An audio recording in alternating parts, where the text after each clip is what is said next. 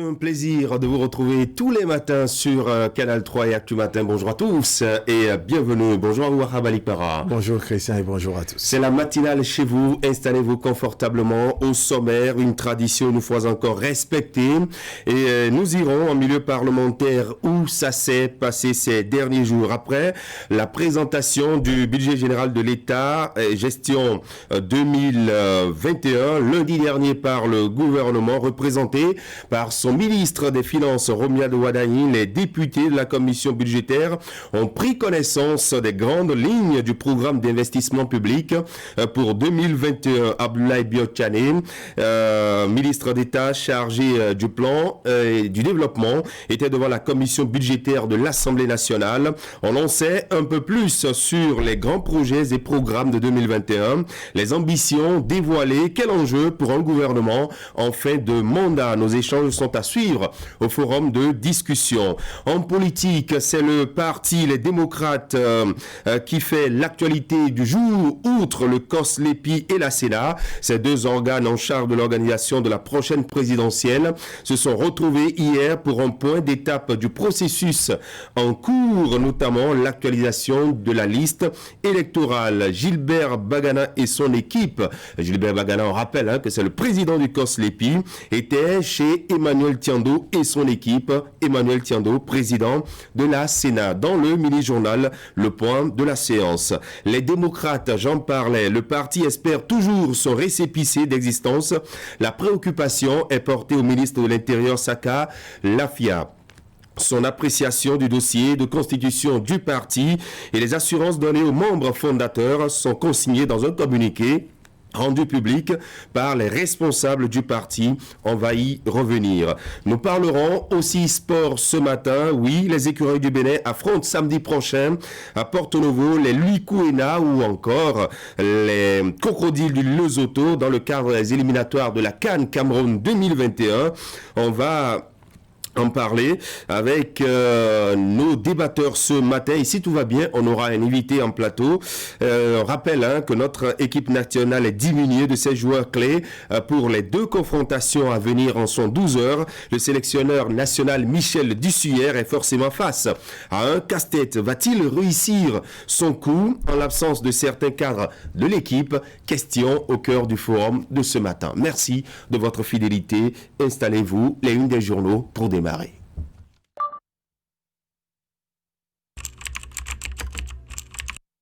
Votre chaîne Canal 3 Bénin à portée de main.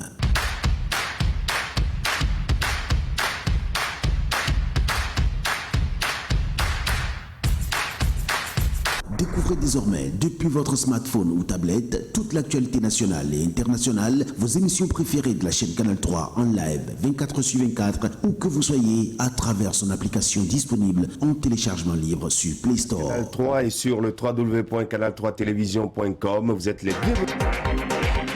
Canal 3, la passion de l'image.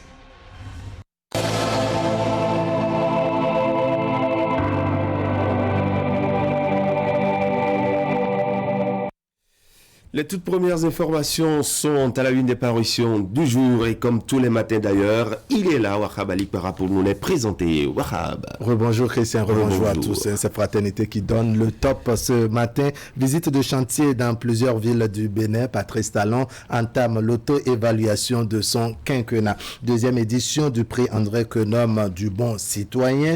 Fulbert Adjimerossou du quotidien Fraternité. Lauréat Fulbert Adjimerossou, c'est le chroniqueur environnement de Actu Matin. Proposition d'inscription sur la liste du patrimoine mondial, le Koutumakou et la Basse-Vallée de l'Ouémé au cœur d'une étude. Le dynamisme du ministre Jean-Michel Abimbola porte ses fruits. À la une maintenant de la Nation, commission budgétaire du Parlement, le bal des ministres s'ouvre. Le quotidien qui nous apprend que le ministre chargé du plan et du développement, Abdoulaye Biotchane, a défendu hier mardi devant la la commission budgétaire de l'Assemblée nationale le projet de budget de son département ministériel comptant pour l'année 2021, lequel budget donc est établi autour de 13 814 178 francs CFA en baisse par rapport à celui de l'année 2020. Et puis match Bénin-Lesotho, Michel Dussuyer est face à un véritable casse-tête.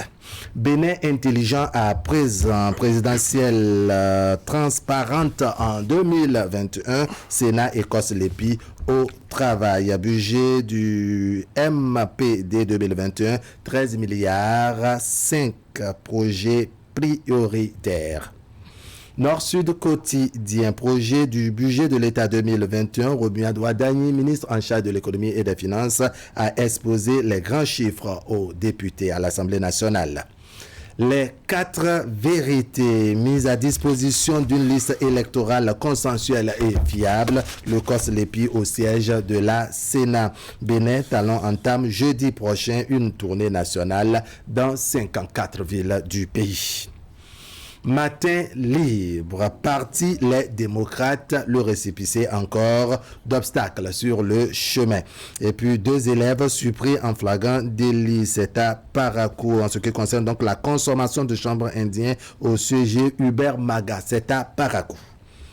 La presse du jour, 4 ans après sa visite du 11 novembre 2016, Patrice Talon sera à nouveau à Parakou demain jeudi. Examen du projet de budget de l'État gestion 2021. Le ministre du Plan défend un budget de 13 814 178 francs CFA. La relève info, Bénin présidentielle de 2021, le cœur des bataillons de Didier Akode ne bat que pour Patrice Talon. Quotidien le meilleur, après sa visite de chantier à Cotonou la semaine dernière, Patrice Talon descend à Parakou demain et dans plusieurs communes du Bénin.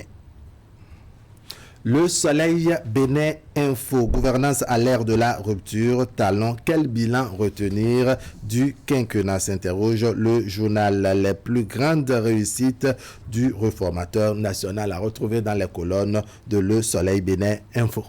Info plus, cette fois-ci, dénonciation du harcèlement sexuel comme un feu de paille. Récépissé du parti Les Démocrates, des diligences sont encore à effectuer.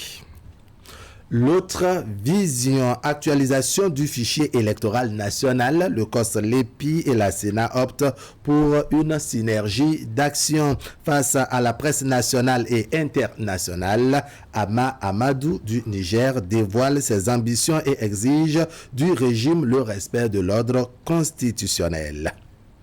Le journal de notre époque, présidentielle 2021, le COS-Lépi à la Sénat. Le challenge présidentiel de 2021 dans l'opposition, le parti Foscori pour un Bénin émergent et Paul Hunkpe se prépare. Mise en place d'infrastructures pour le compte du programme d'action du gouvernement, le chef de l'État sur les chantiers de Parakou demain jeudi.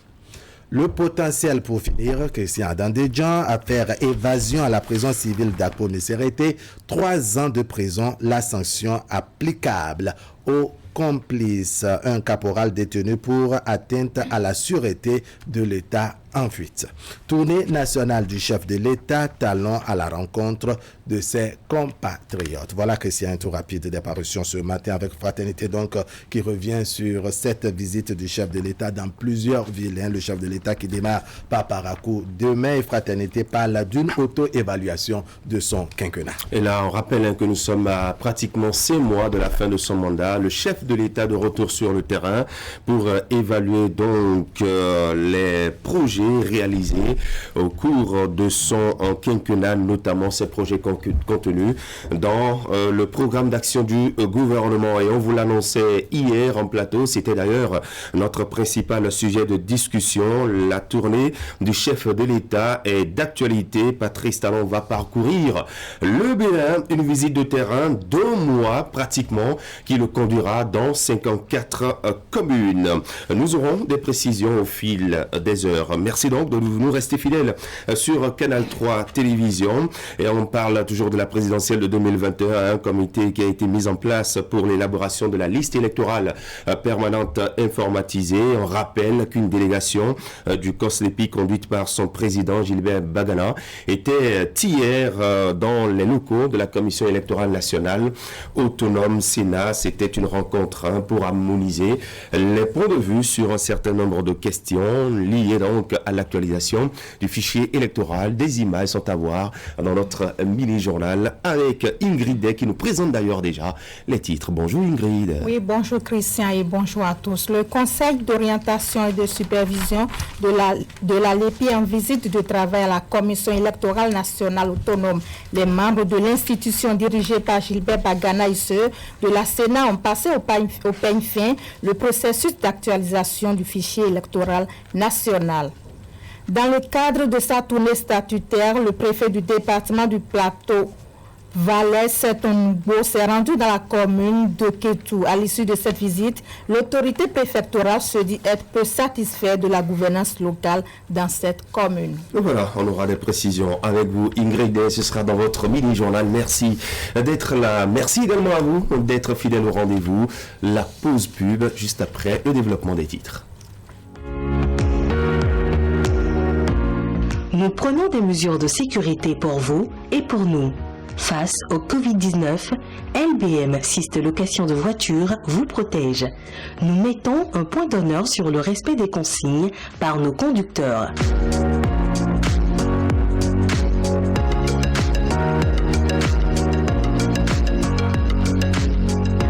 Nos véhicules sont systématiquement désinfectés avant et après chaque mission.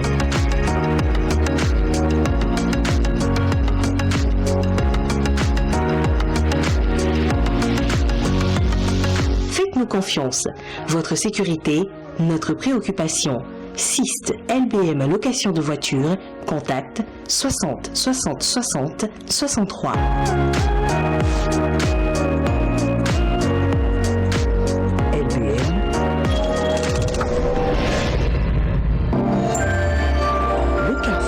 Des grandes marques.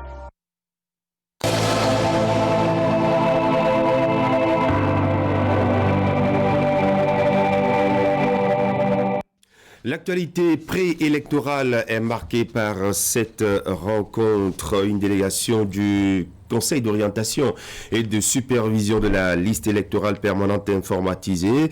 Avec à sa tête son président Gilbert Bagana s'est rendu dans l'après-midi d'hier au siège de la Commission électorale nationale autonome. C'est une visite de travail avec les responsables de la Sénat, une visite de travail qui est axée sur l'actualisation de la liste électorale. On fait le point des échanges avec Ali Moumouni et Moufid Sabouran. À quelques mois de l'élection présidentielle de 2021, le Conseil d'orientation et de supervision de la LEPI s'affûte pour remplir les conditions nécessaires. Le président du COSLEPI, accompagné d'une délégation de ses membres, s'est rendu à la Commission électorale nationale autonome pour une séance d'échange. Entre autres sujets abordés, l'appurement de la liste électorale et la collaboration entre les deux structures. La Sénat et le COSLEPI travaillent en tandem depuis des années et sont des partenaires. Donc il ne serait pas logique que nous, au niveau de COSLEPI, on déroule notre agenda sans prendre contact avec la Sénat pour qu'on s'entende sur le principe de travail, sur les sujets d'intérêt commun. Vous savez que nous, on a l'obligation de produire la liste et de la transmettre à la Sénat 60 jours avant les élections. Donc il faut que nous produisons une liste exploitable, une liste que la Sénat pourrait exploiter. Donc, quelles sont les exigences de cette tâche? Donc nous avons ensemble réfléchi. Cette rencontre entre le COSLEPI et la Sénat est la première depuis l'installation du nouveau bureau du Conseil. Et à travers cette démarche, les responsables du COSLEPI entendent améliorer les collaborations avec la Sénat, afin que les préalables de l'élection présidentielle de 2021 ne souffrent d'aucun mal. C'est une bonne chose qu'il y ait ce rapport-là entre les deux structures, que nous allons d'ailleurs développer. Il y aura d'autres rencontres. Le COSLEPI nous a visités ce soir et je pense que très incessamment, c'est la Sénat elle-même qui va se déplacer vers le COSLEPI. Donc nous avons essayé d'harmoniser nos points de vue sur un certain nombre de questions.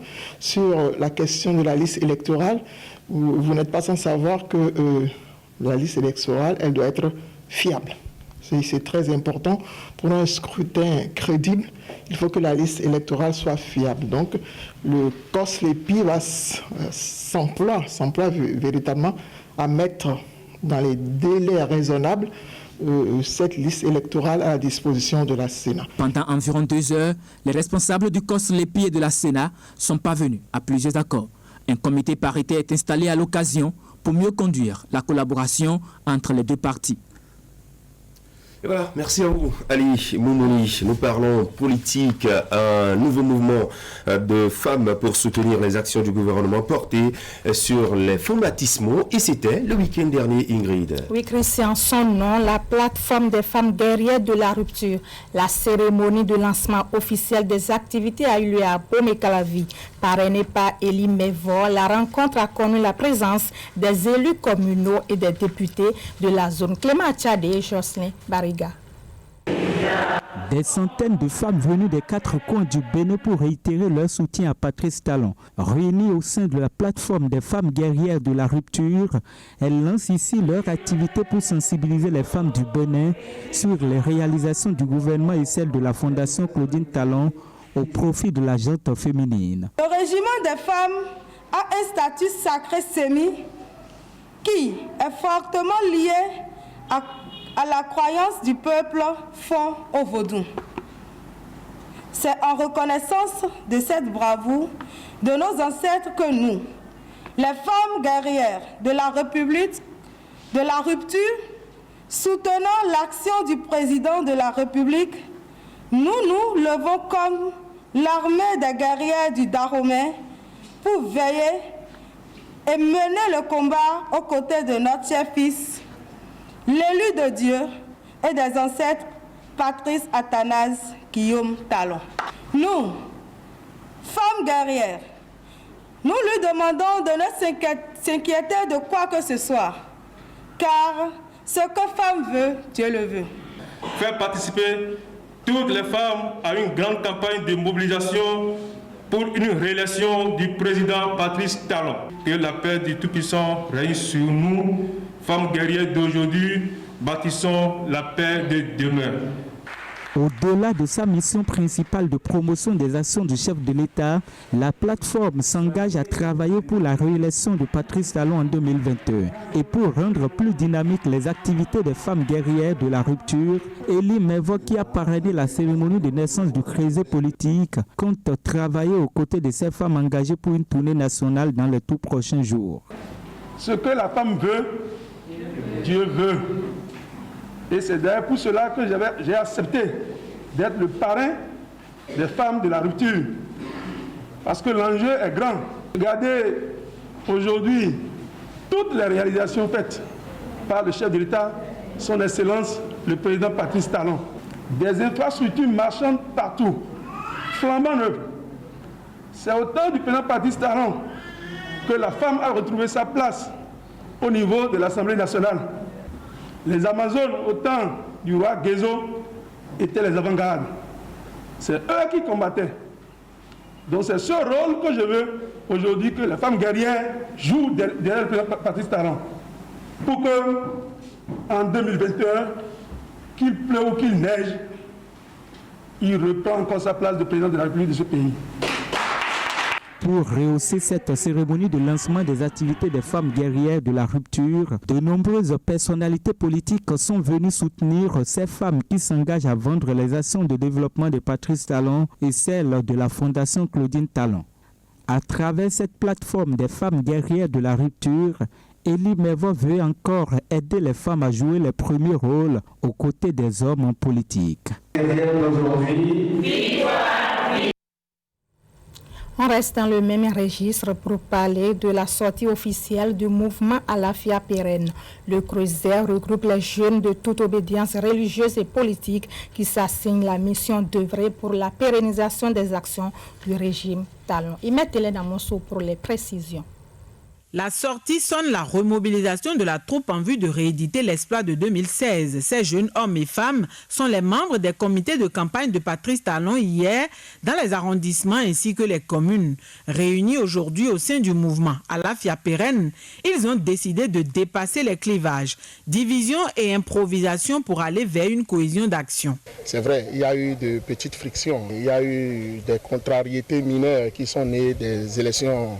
Les dernières élections législatives, puis des élections communales. Mais ces petites frictions et contrariétés ne sauraient émousser notre ardeur, notre détermination à œuvrer dans un cadre réel pour la réélection du chef de l'État. Puisque Patrice Talon, il faut le dire, c'est une fierté pour nous qui avons porté le projet dès le début. Nous sommes fiers d'être le successeur de la maison Rupture, cette maison dont la fondation a été difficilement construite, mais qui représente aujourd'hui la pierre angulaire sur laquelle le Bénin du présent et celui du futur est en train de prendre corps avec un empilement sans précédent. De ces lieux, nous lançons la remobilisation générale de tous les Béninois à l'effet de prendre les dispositions adéquates pour la continuité. Toujours aussi engagés qu'il y a 4 ans, ces jeunes, au-delà de la bataille pour le renouvellement du mandat du chantre du nouveau départ, entendent œuvrer pour la pérennisation des actions, mais aussi la sauvegarde des acquis du système. Les raisons qui sous-tendent leur détermination sont multiples. Elles se justifient par les nombreuses œuvres de développement réalisées par le chef de l'État depuis son avènement au pouvoir. Des actions qui ont permis de révéler le Bénin non seulement aux Béninois, mais également au monde. La preuve des réalisations du régime ces 4 dernières années ont été présentées à l'assistance à travers 2 communications développées par d'éminentes personnalités. Le constat aujourd'hui, c'est que nous avons avancé, nous avons bougé. Il y a des réalisations palpables, il y a des réalisations intangibles, il y a des constatations que personne ne peut nier. Tout ce qui a été réalisé pendant les 5 ans est à notre actif, est à l'actif de ceux qui ont cru au départ à cette vision, à cette philosophie. Et donc c'est un creuset qui est mis en place aujourd'hui pour réitérer l'engagement du départ à l'endroit donc du chef de l'État. À Boïcon ce samedi, ces combattants, inventeurs et lanceurs de missiles stratégiques et tactiles qui, disent-ils, ont pulvérisé les adversaires lors de la dernière présidentielle, ont réaffirmé leur disponibilité à lutter pour la poursuite de l'œuvre de construction de la nation. Vous avez osé commencer l'écriture de la nouvelle page de l'histoire de notre pays. L'écrasante majorité des Béninois qui œuvrent aujourd'hui pour la poursuite de l'épopée démontre à suffisance que la rupture est l'expression consciente des mouvements de la jeunesse, des travailleurs et de toute la population à la base. Nous ne pouvons et nous ne devons donc plus reculer. Dorénavant actif, le regroupement selon ses membres va peaufiner les jours à venir ses stratégies. Alafia Pérenne va lancer de multiples actions, lesquelles permettront de rallier à leur cause le maximum de citoyens béninois. Mais avant, les initiateurs du mouvement ont promis de procéder à l'installation des démembrements communaux.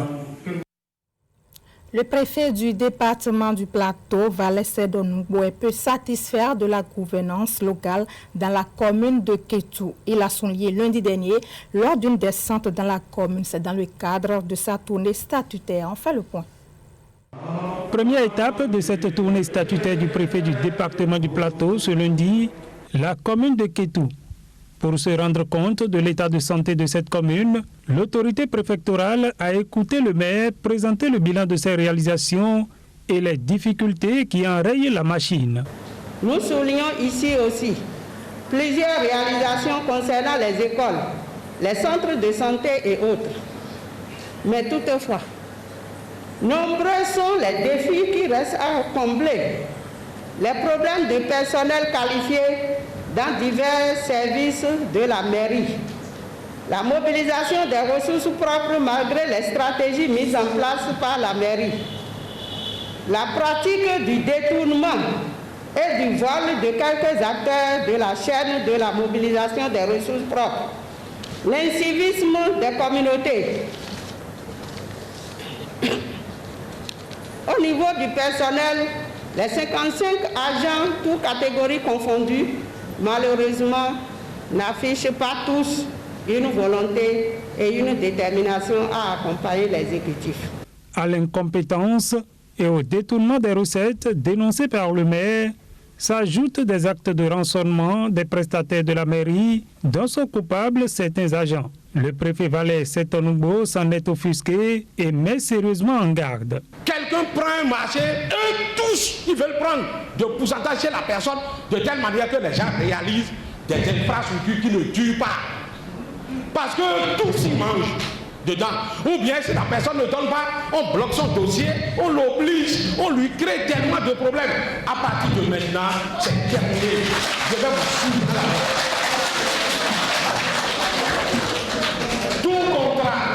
Tout contrat qui viendrait à la préfecture, je vais demander de me recenser le nom de ces contrats-là. Les prestataires, je viendrai les rencontrer devant le maire et devant tous, et je vais mettre les prestataires en garde. Si quelqu'un les rançonne, un chef de service leur demande de pourcentage de me rencontrer. Si lui-même il donne, il sera traduit. Voilà ce qui se passe à la mairie de Kétou. C'est grave. Et c'est pourquoi vous voyez, sur 63 projets, c'est ça, hein? 63 projets, il n'y en a que 7 exécutés entièrement. Nous sommes en novembre et on dit 21, ou encore que les 21, il faut aller chercher si c'est vrai. 21, vous savez combien? Ajouter aux 7, vous savez combien? 28 sur 60. C'est ça, c'est ce jeu. Il faut pour prendre les prestataires pour évoluer. Non, on veut manger, celui qui on veut manger. C'est grave. C'est grave. Si j'ai été obligé de le dire, j'apprenais le truc depuis. Mais quand je n'ai pas de preuves, si je le dis aujourd'hui, et j'ai nommé les gens, je ne suis pas allé. C'est le réseau qui fait le jeu, ça. Mauvais élève en termes d'exécution des projets, la mairie de Kétou est appelée à revoir sa copie. Valais Setonoubo a saisi l'occasion pour inviter les populations à accompagner leurs élus en s'acquittant de leurs taxes et en contribuant à l'entretien des infrastructures réalisées. Nos communes sont instables. Kétou n'est pas propre. Il faut que Kétou soit propre. D'une commune à une autre, audience publique de reddition de comptes de la gestion des affaires publiques locales organisée par la mairie de Torviclin. La séance a porté sur le thème le parrainage d'enfants et son impact sur l'amélioration de leurs conditions de vie dans la commune de Torviclin de 2018 à 2020. Imet Hélène Amousso. La séance a connu une participation importante de la population. Elle est organisée sur initiative des autorités communales de Torviclin, axée sur le thème « Le parrainage d'enfants et son impact sur l'amélioration de leurs conditions de vie dans la commune de Torviclin de 2018 à 2020 ». Les échanges ont été le lieu d'informer l'auditoire de l'existence de ce projet mis en œuvre dans la localité par Plan International Bénin. Un parrainage, c'est beaucoup plus la mobilisation de ressources pour réaliser les activités, les projets et programmes dans les communautés partenaires, c'est-à-dire dans les communautés où nous avons des enfants parrainés. Nous avons constaté aisément qu'il y a eu un impact réel dans la vie des enfants, des familles et des communautés avec lesquelles nous travaillons, puisque nous avons embrassé plusieurs domaines de l'éducation, de la santé, de la protection de l'enfant. La rencontre a également permis d'aborder les objectifs du projet afin de susciter la participation et l'implication des populations dans le processus de développement de leur localité. Plusieurs communications ont meublé la séance. Elles ont trait au processus de parrainage et ses avantages ainsi que les indicateurs de résultats. Saisissant l'occasion, les filles ambassadrices de Plan International Bénin ont fait un plaidoyer à l'endroit des autorités pour demander la préservation de leurs droits et ceux de leurs pères. Nous, les filles du Koufo, continuons de subir mariage forcé, les enlèvements, les séquestrations, les humiliations, les bastonnades. Bref, toute forme de violence basée sur le genre.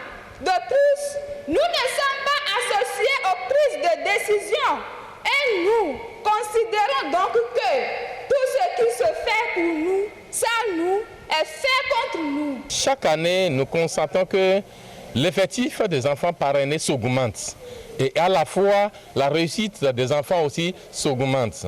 Je prends par exemple l'un de nos arrondissements que nous étions allés primer les meilleurs élèves avant-hier. Sur les 11 premiers de l'arrondissement, nous avons constaté qu'il y a 7 filles parmi les 11 premiers de l'arrondissement. Et ce sont des enfants parrainés par le plan Bénin. Voilà l'intérêt que nous avons par rapport au parrainage du plan Bénin. Une audience publique de réédition de comptes de la gestion des affaires publiques locales. La séance de Toviklin a été bénéfique à plusieurs égards. Selon les responsables de plan international Bénin, elle a été le cadre d'exposer les impacts du projet de parrainage sur l'éducation des enfants. Bien d'autres actions menées par l'organisation ont aussi été mises en lumière. Le ministère de la Défense nationale veut se doter d'un document stratégique en faveur du genre pour la période 2021-2023. L'objectif est de garantir le plein épanouissement de la femme militaire dans l'exercice de ses fonctions. Un atelier est initié à cet effet. Le point avec Idrissou Boukari et Henri Gansi. L'amélioration des conditions et l'image de la femme militaire au Bénin est au cœur de cet atelier. Les travaux qui se tiennent à l'état-major des forces armées béninoises visent à intégrer l'approche genre dans le secteur de la défense. Il permettra en effet de doter le secteur de la défense d'un document de stratégie genre en vue de mieux planifier et de mettre en œuvre des actions pertinentes qui corrigent les inégalités entre les sexes à travers les documents de politique, programmes et projets du ministère de la Défense nationale. Pour faire plus simple, il vous est demandé, dans vos réflexions, d'identifier les aspects de notre dispositif actuel qui empêchent le cohésion et l'épanouissement des personnels militaires en général et des personnels militaires féminins en particulier.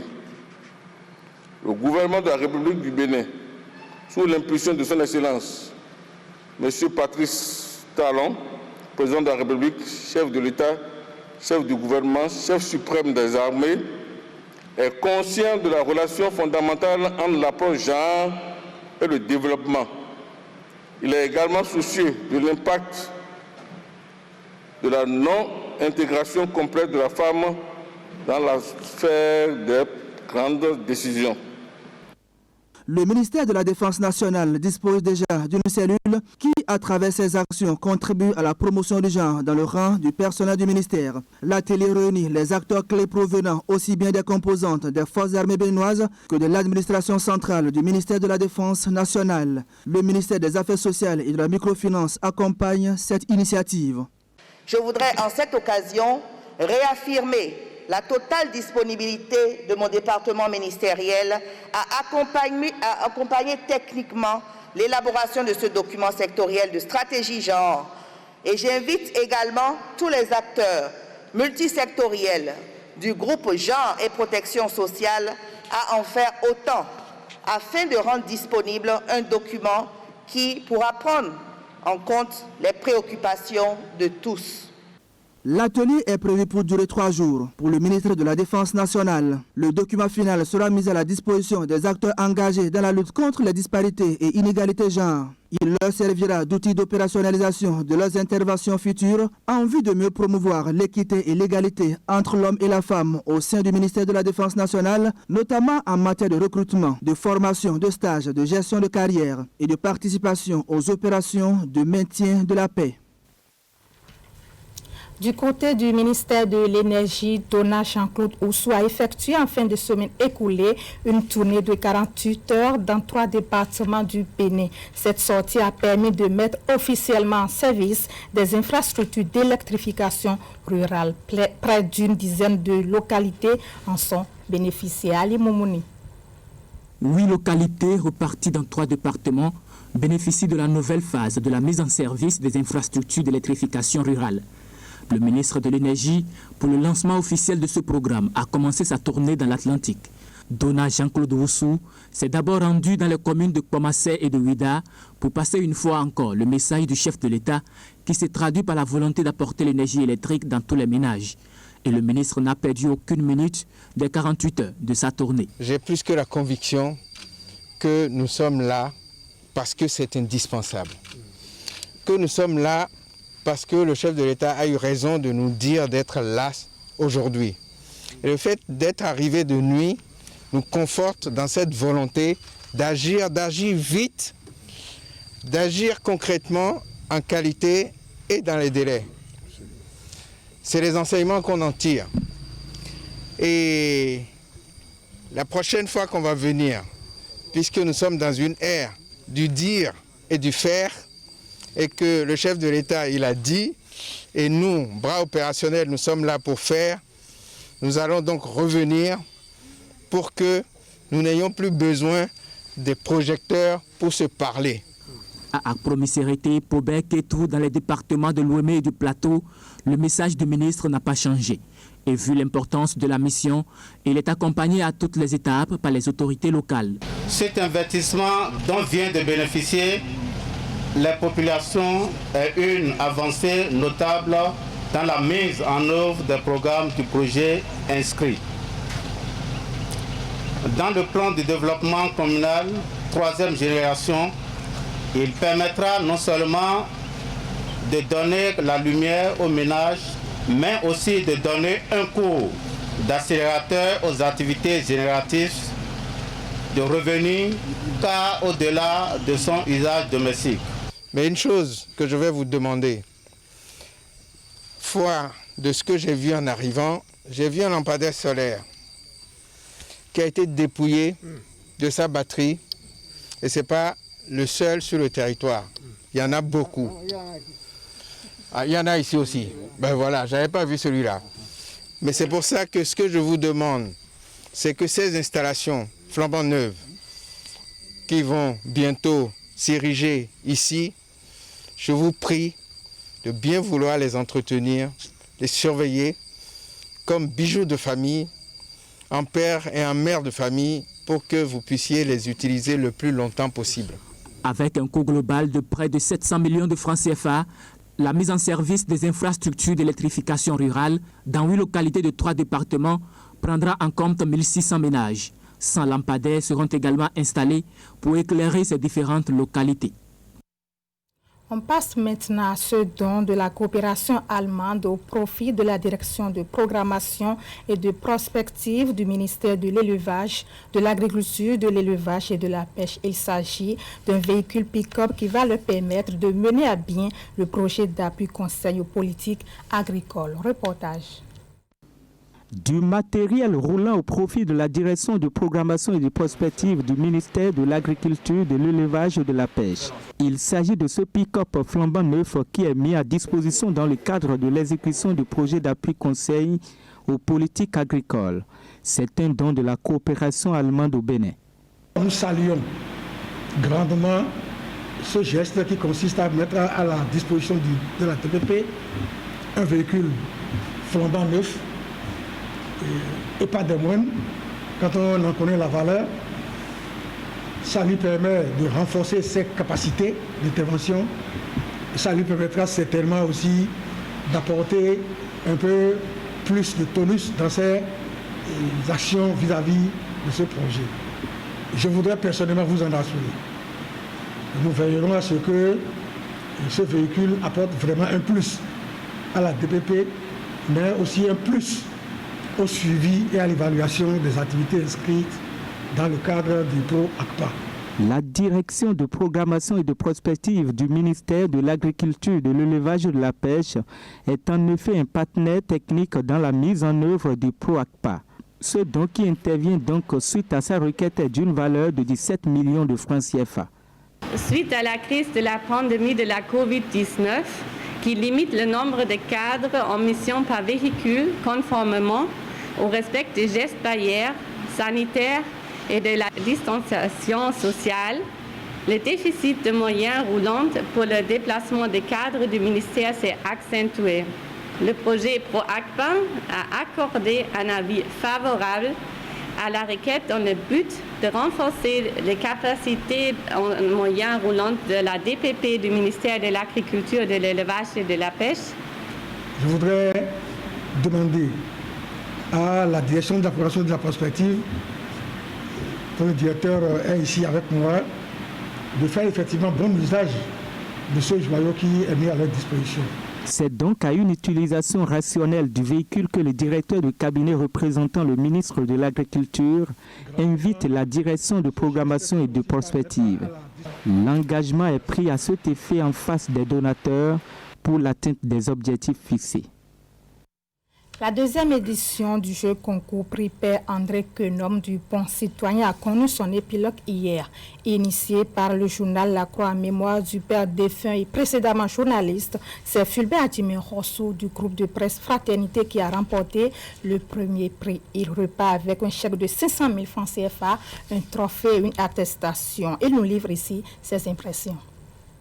C'est un honneur pour moi parce que je porte désormais un petit nom de plus, le nom André Quenom.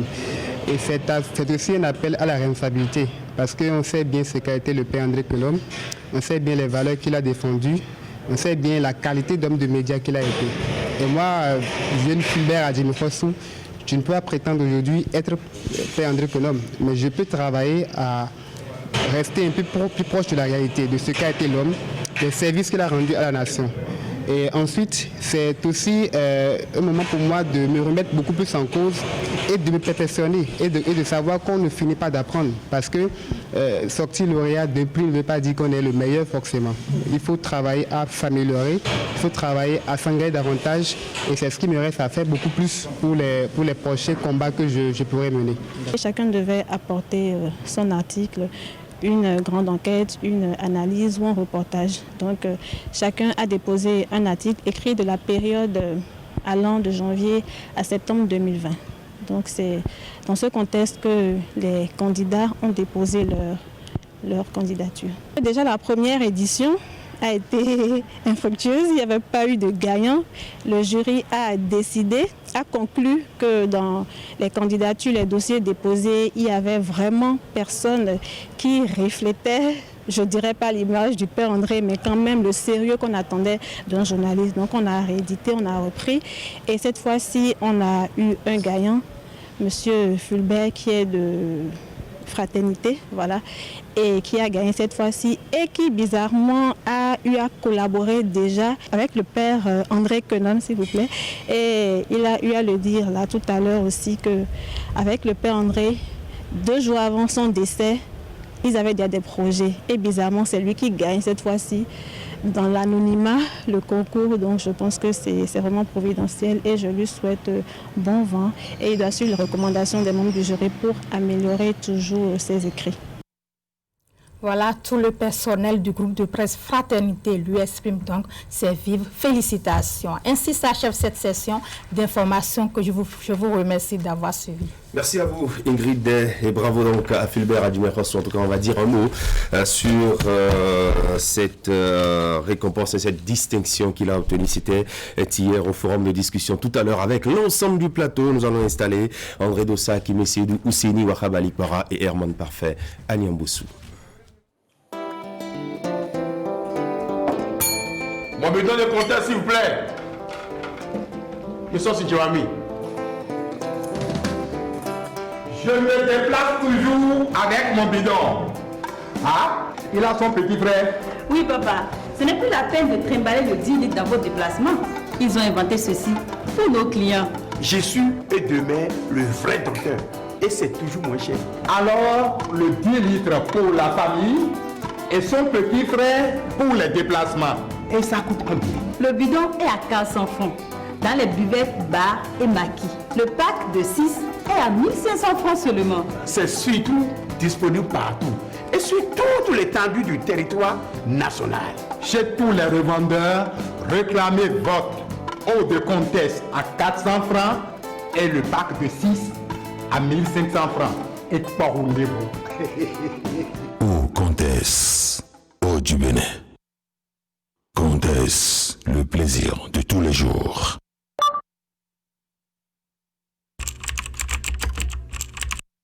Votre chaîne Canal 3 Bénin à portée de main.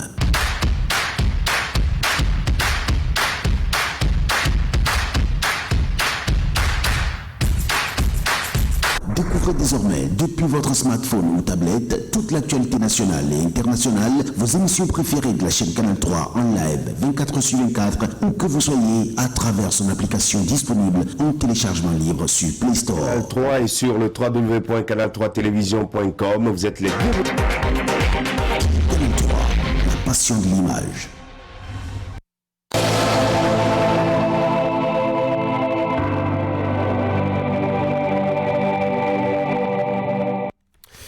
Et voilà, le forum de discussion en plateau. André Dossa, Mahabalik Maraki, Messelou, Séni, bonjour, Schmercieur, bienvenue. Voilà, beaucoup de sujets abordés ce matin. Eh bien, nous allons commencer par l'actualité, la politique, avec le parti, les démocrates qui espèrent toujours son récépissé d'existence. Apparemment, lassés de l'attente, eh bien, les membres de cette formation politique, les membres fondateurs de cette formation politique, après le tour de certaines institutions de la République, on rappelle qu'ils étaient au niveau de la Cour constitutionnelle. Ils ont rencontré également le président du Conseil économique et social. Ils étaient également du côté de la Haute Autorité de l'audiovisuel et de la communication pour s'exprimer.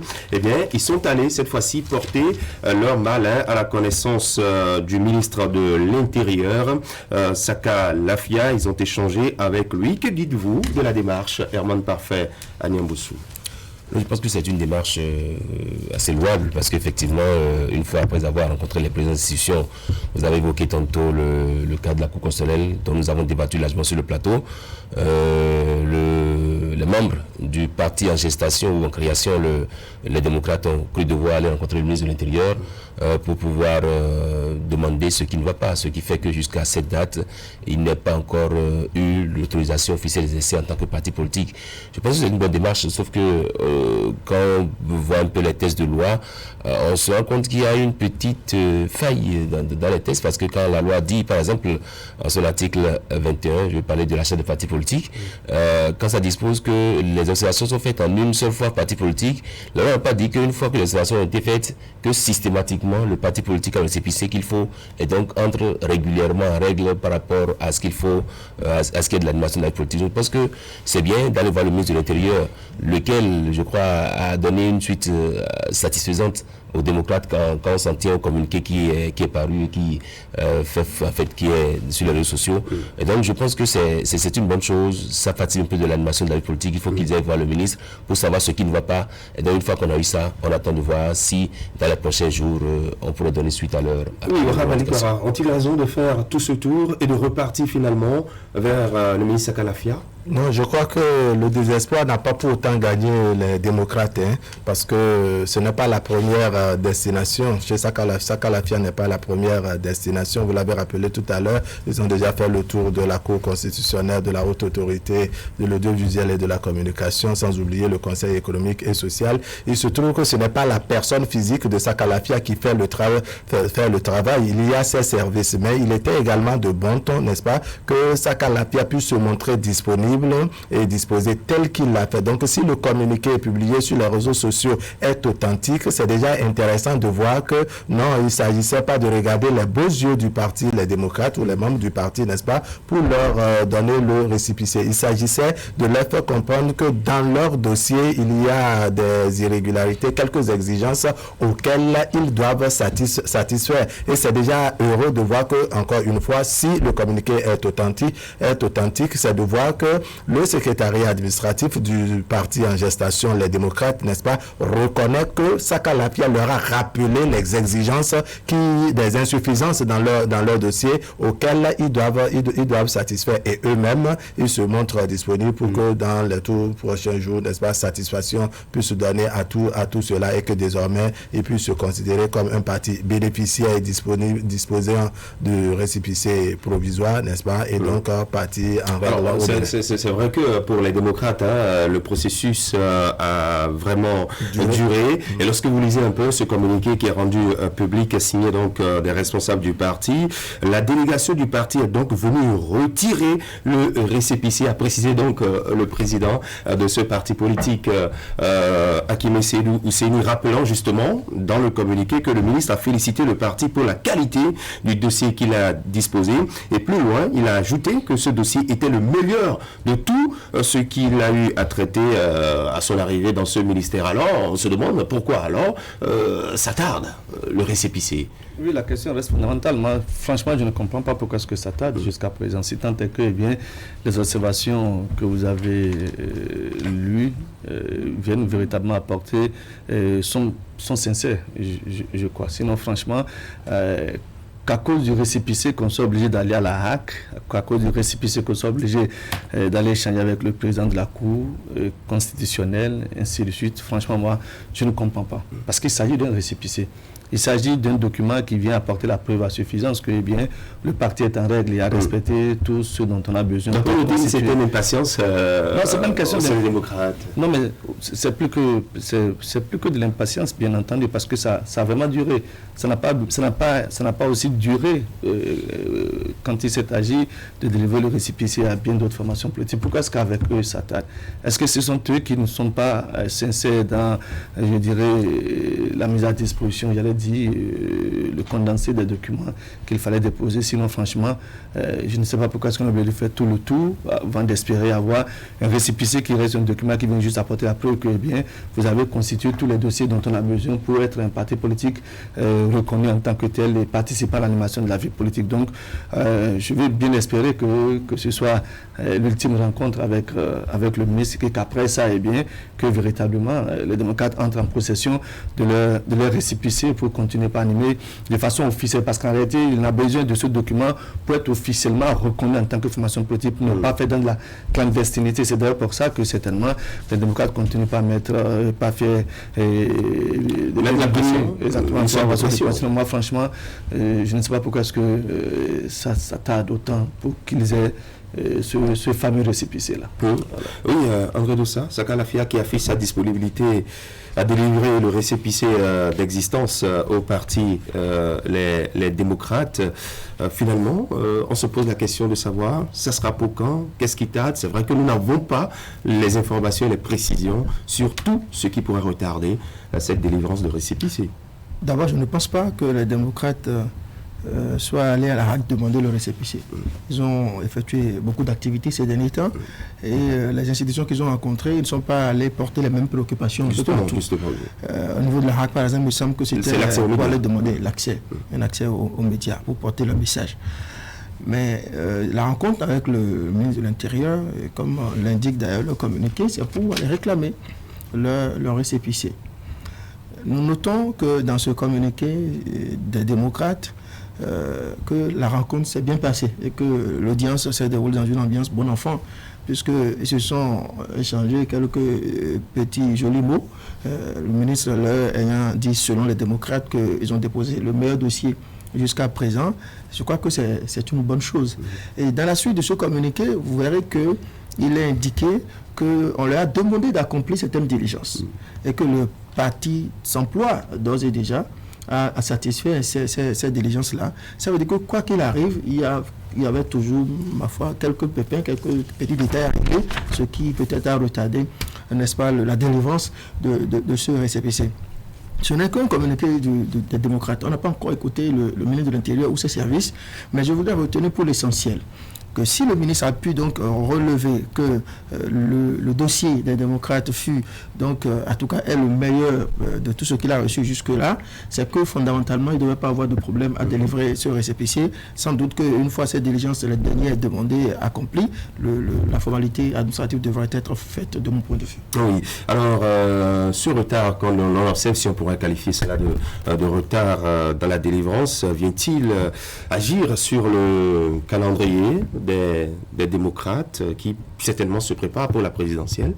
Ravali Para. Oui, bon, peut-être ça a d'une manière ou d'une autre un effet sur le calendrier des démocrates, mais toujours est-il qu'avec les dispositions actuelles, n'est-ce pas, on n'a pas forcément besoin d'être issu d'un parti politique, puisqu'il s'agit cette fois-ci de la présidentielle, ce n'est pas comme les communales et autres, donc il s'agit de la présidentielle ou de façon, je dois dire, individuelle, n'est-ce pas, même si c'est un duo selon les tests, de façon individuelle, on peut sortir et être candidat. Il suffira donc de remplir les exigences, les critères définis, l'âge, le parrainage et autres qui continuent de poser problème chez certains. Donc dès lors qu'ils ont ces détails, je ne pense pas que ça devrait poser un véritable problème. Mais pour peut-être être un parti légal en bonne et due forme, n'est-ce pas, il est nécessaire que les démocrates puissent avoir leur récépissé et être un parti légalement créé. Il se trouve que dans leur communiqué, c'est vrai, les démocrates ont parlé au nom du ministre, c'est-à-dire le communiqué souligne que le ministre a tenu tel propos. On n'a donc pas encore écouté le ministre. Mais c'est déjà rassurant. Si cela s'avérait, ça prouve qu'il n'y aura pas grande difficulté. Ça veut dire qu'il s'approche du bout du tunnel, c'est-à-dire tout se définit à ce qu'il se rapproche davantage du tunnel et très vite qu'il puisse s'en sortir. Quand on dit que le ministre a souligné que les dossiers des démocrates furent les meilleurs parmi les dossiers retrouvés, c'est déjà une bonne nouvelle. Dire qu'il y a eu quelques diligences auxquelles doivent satisfaire les membres du parti, c'est aussi une bonne nouvelle parce que le parti reconnaît, donc ça veut dire que les deux partis, je veux parler de Sakalafia et des démocrates, ils ont reconnu qu'il y a insuffisance à tel niveau et que le parti s'emploie, n'est-ce pas, à donner satisfaction à ces petits détails-là. Ça veut dire que d'ici peu, n'est-ce pas, les démocrates pourront sourire. Voilà, oui, Akimu. De toutes les façons, ils attendent le récépissé.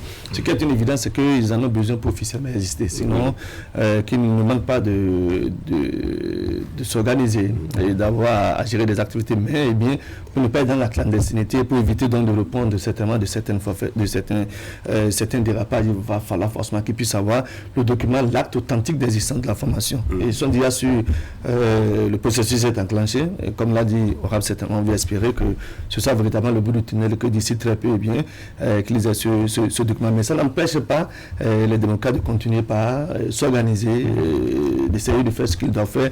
Après, c'est comme les entend, d'une manière ou d'une autre. Ils n'attendent que le récépissé pour officiellement exister comme toutes les autres formations politiques. Oui, c'est vrai, de vos analyses, vous dites qu'ils attendent le récépissé pour forcément exister comme les autres formations politiques, prendre une part active au débat politique en cours également. Mais lorsque vous vous rapprochez des propos tenus par Léon Basile Rossi qui dit que les démocrates ne vont pas négocier les parrains, on se pose la question de savoir si véritablement ce parti politique veut prendre part aux prochaines consultations électorales, notamment la présidentielle. André Dossard. Pourquoi ne pas prendre part Bon, est-ce qu'il faut-il... S'ils ne veulent pas négocier le parrain, comment vont-ils prendre part est-ce qu'il faut-il considérer les propos attribués donc à Léon Basile Rossi comme étant une position officielle du parti les démocrates? Je crois que moi, il faut rester prudent. Si le parti démocrate veut participer aux élections, ce parti qui n'ignore désormais plus le dispositif législatif en vigueur dans notre pays et qui encadre donc l'organisation des élections présidentielles doit pouvoir se conformer aux exigences donc de la loi. Je ne pense pas que si les démocrates veulent aller aux élections, qu'ils puissent penser pouvoir y aller envers et contre les lois du pays. Je ne pense pas. C'est pourquoi je reste prudent et je voudrais ne pas considérer ces propos attribués à Léon Basile Rossi comme étant une position officielle du parti des démocrates. Cela dit, les démocrates, oui, aujourd'hui ont besoin d'avoir une assistance légale pour participer, vous l'avez souligné, pleinement à l'animation de la vie politique nationale. Parce que les lois sont claires aujourd'hui et il faut exister en tant que parti politique pour jouir de ces prérogatives-là. Tant qu'ils ne l'ont pas, j'ai le sentiment que ça limite un peu leur marge de manœuvre. C'est pourquoi ils sont en train de pousser pour obtenir ces précieux sésames-là. Sinon, vous savez, ils se seraient sans doute abstenus de ces nombreuses audiences, notamment au niveau du ministère de l'Intérieur. Je crois que c'est important pour eux d'avoir ce récépissé. Voilà, Herman Parfait Animosou. Oui, c'est vrai qu'il y a certains propos quand même qu'il faut... C'est vrai, André a dit qu'il ne voudrait pas prendre ces propos comme étant un propos officiel qu'on peut attribuer aux démocrates, mais bon, quand vous lisez par un communiqué signé estampillé les démocrates, c'est pas signé mais c'est estampillé, vous lisez dedans que l'humanité dit soit aller chercher le récépissé. Comme si, bon, voilà... on est appelé en temps pour le dire.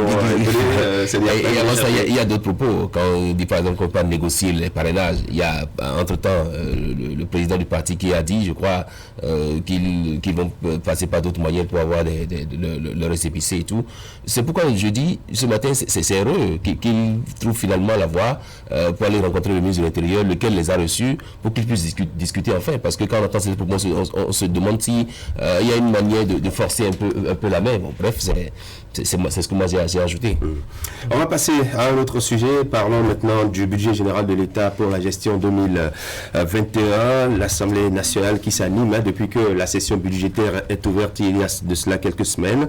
On va parler du programme d'investissement public pour l'année 2021. Il s'agit de 230 projets et programmes de développement, 210 anciens projets à poursuivre et 20 nouveaux projets inscrits désormais pour un coût global d'environ 580 milliards de francs CFA. Cela prend en compte les secteurs eau, potable, électricité, transport, santé, enseignement, logement, protection de l'environnement et bien d'autres. Une suite logique des ambitions affichées par le régime du président Patrice Talon, je rappelle, en décembre 2016, quand le programme d'action du gouvernement a été rendu public. André Doussa.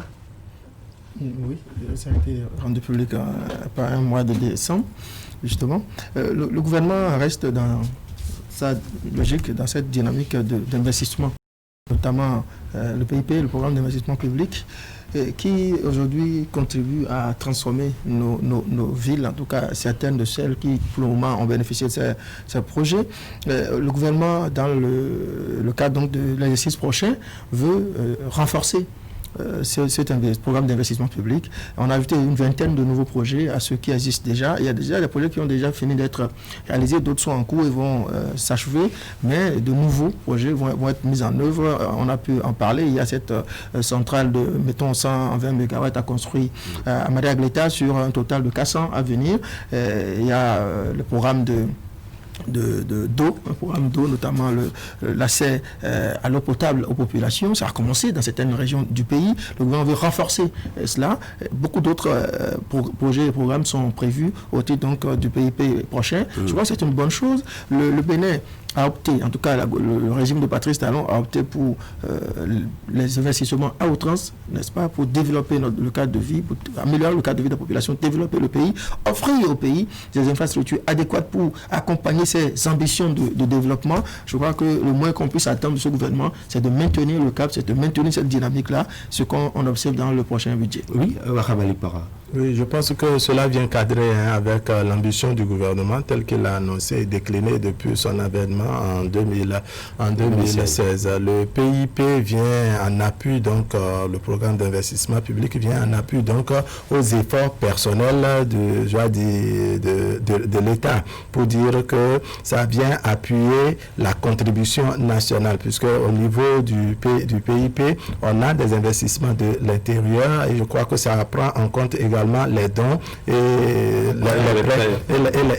les prêts de l'extérieur. Donc à cela s'ajoute l'effort personnel, pour ne pas dire la contribution personnelle de l'État. Depuis 2016, on a vu des chantiers ouverts et c'est heureux de voir qu'il y en a qui ont déjà été achevés, il y en a qui sont en cours et le quinquennat est finissant, ça va finir en 2021 dans quelques mois.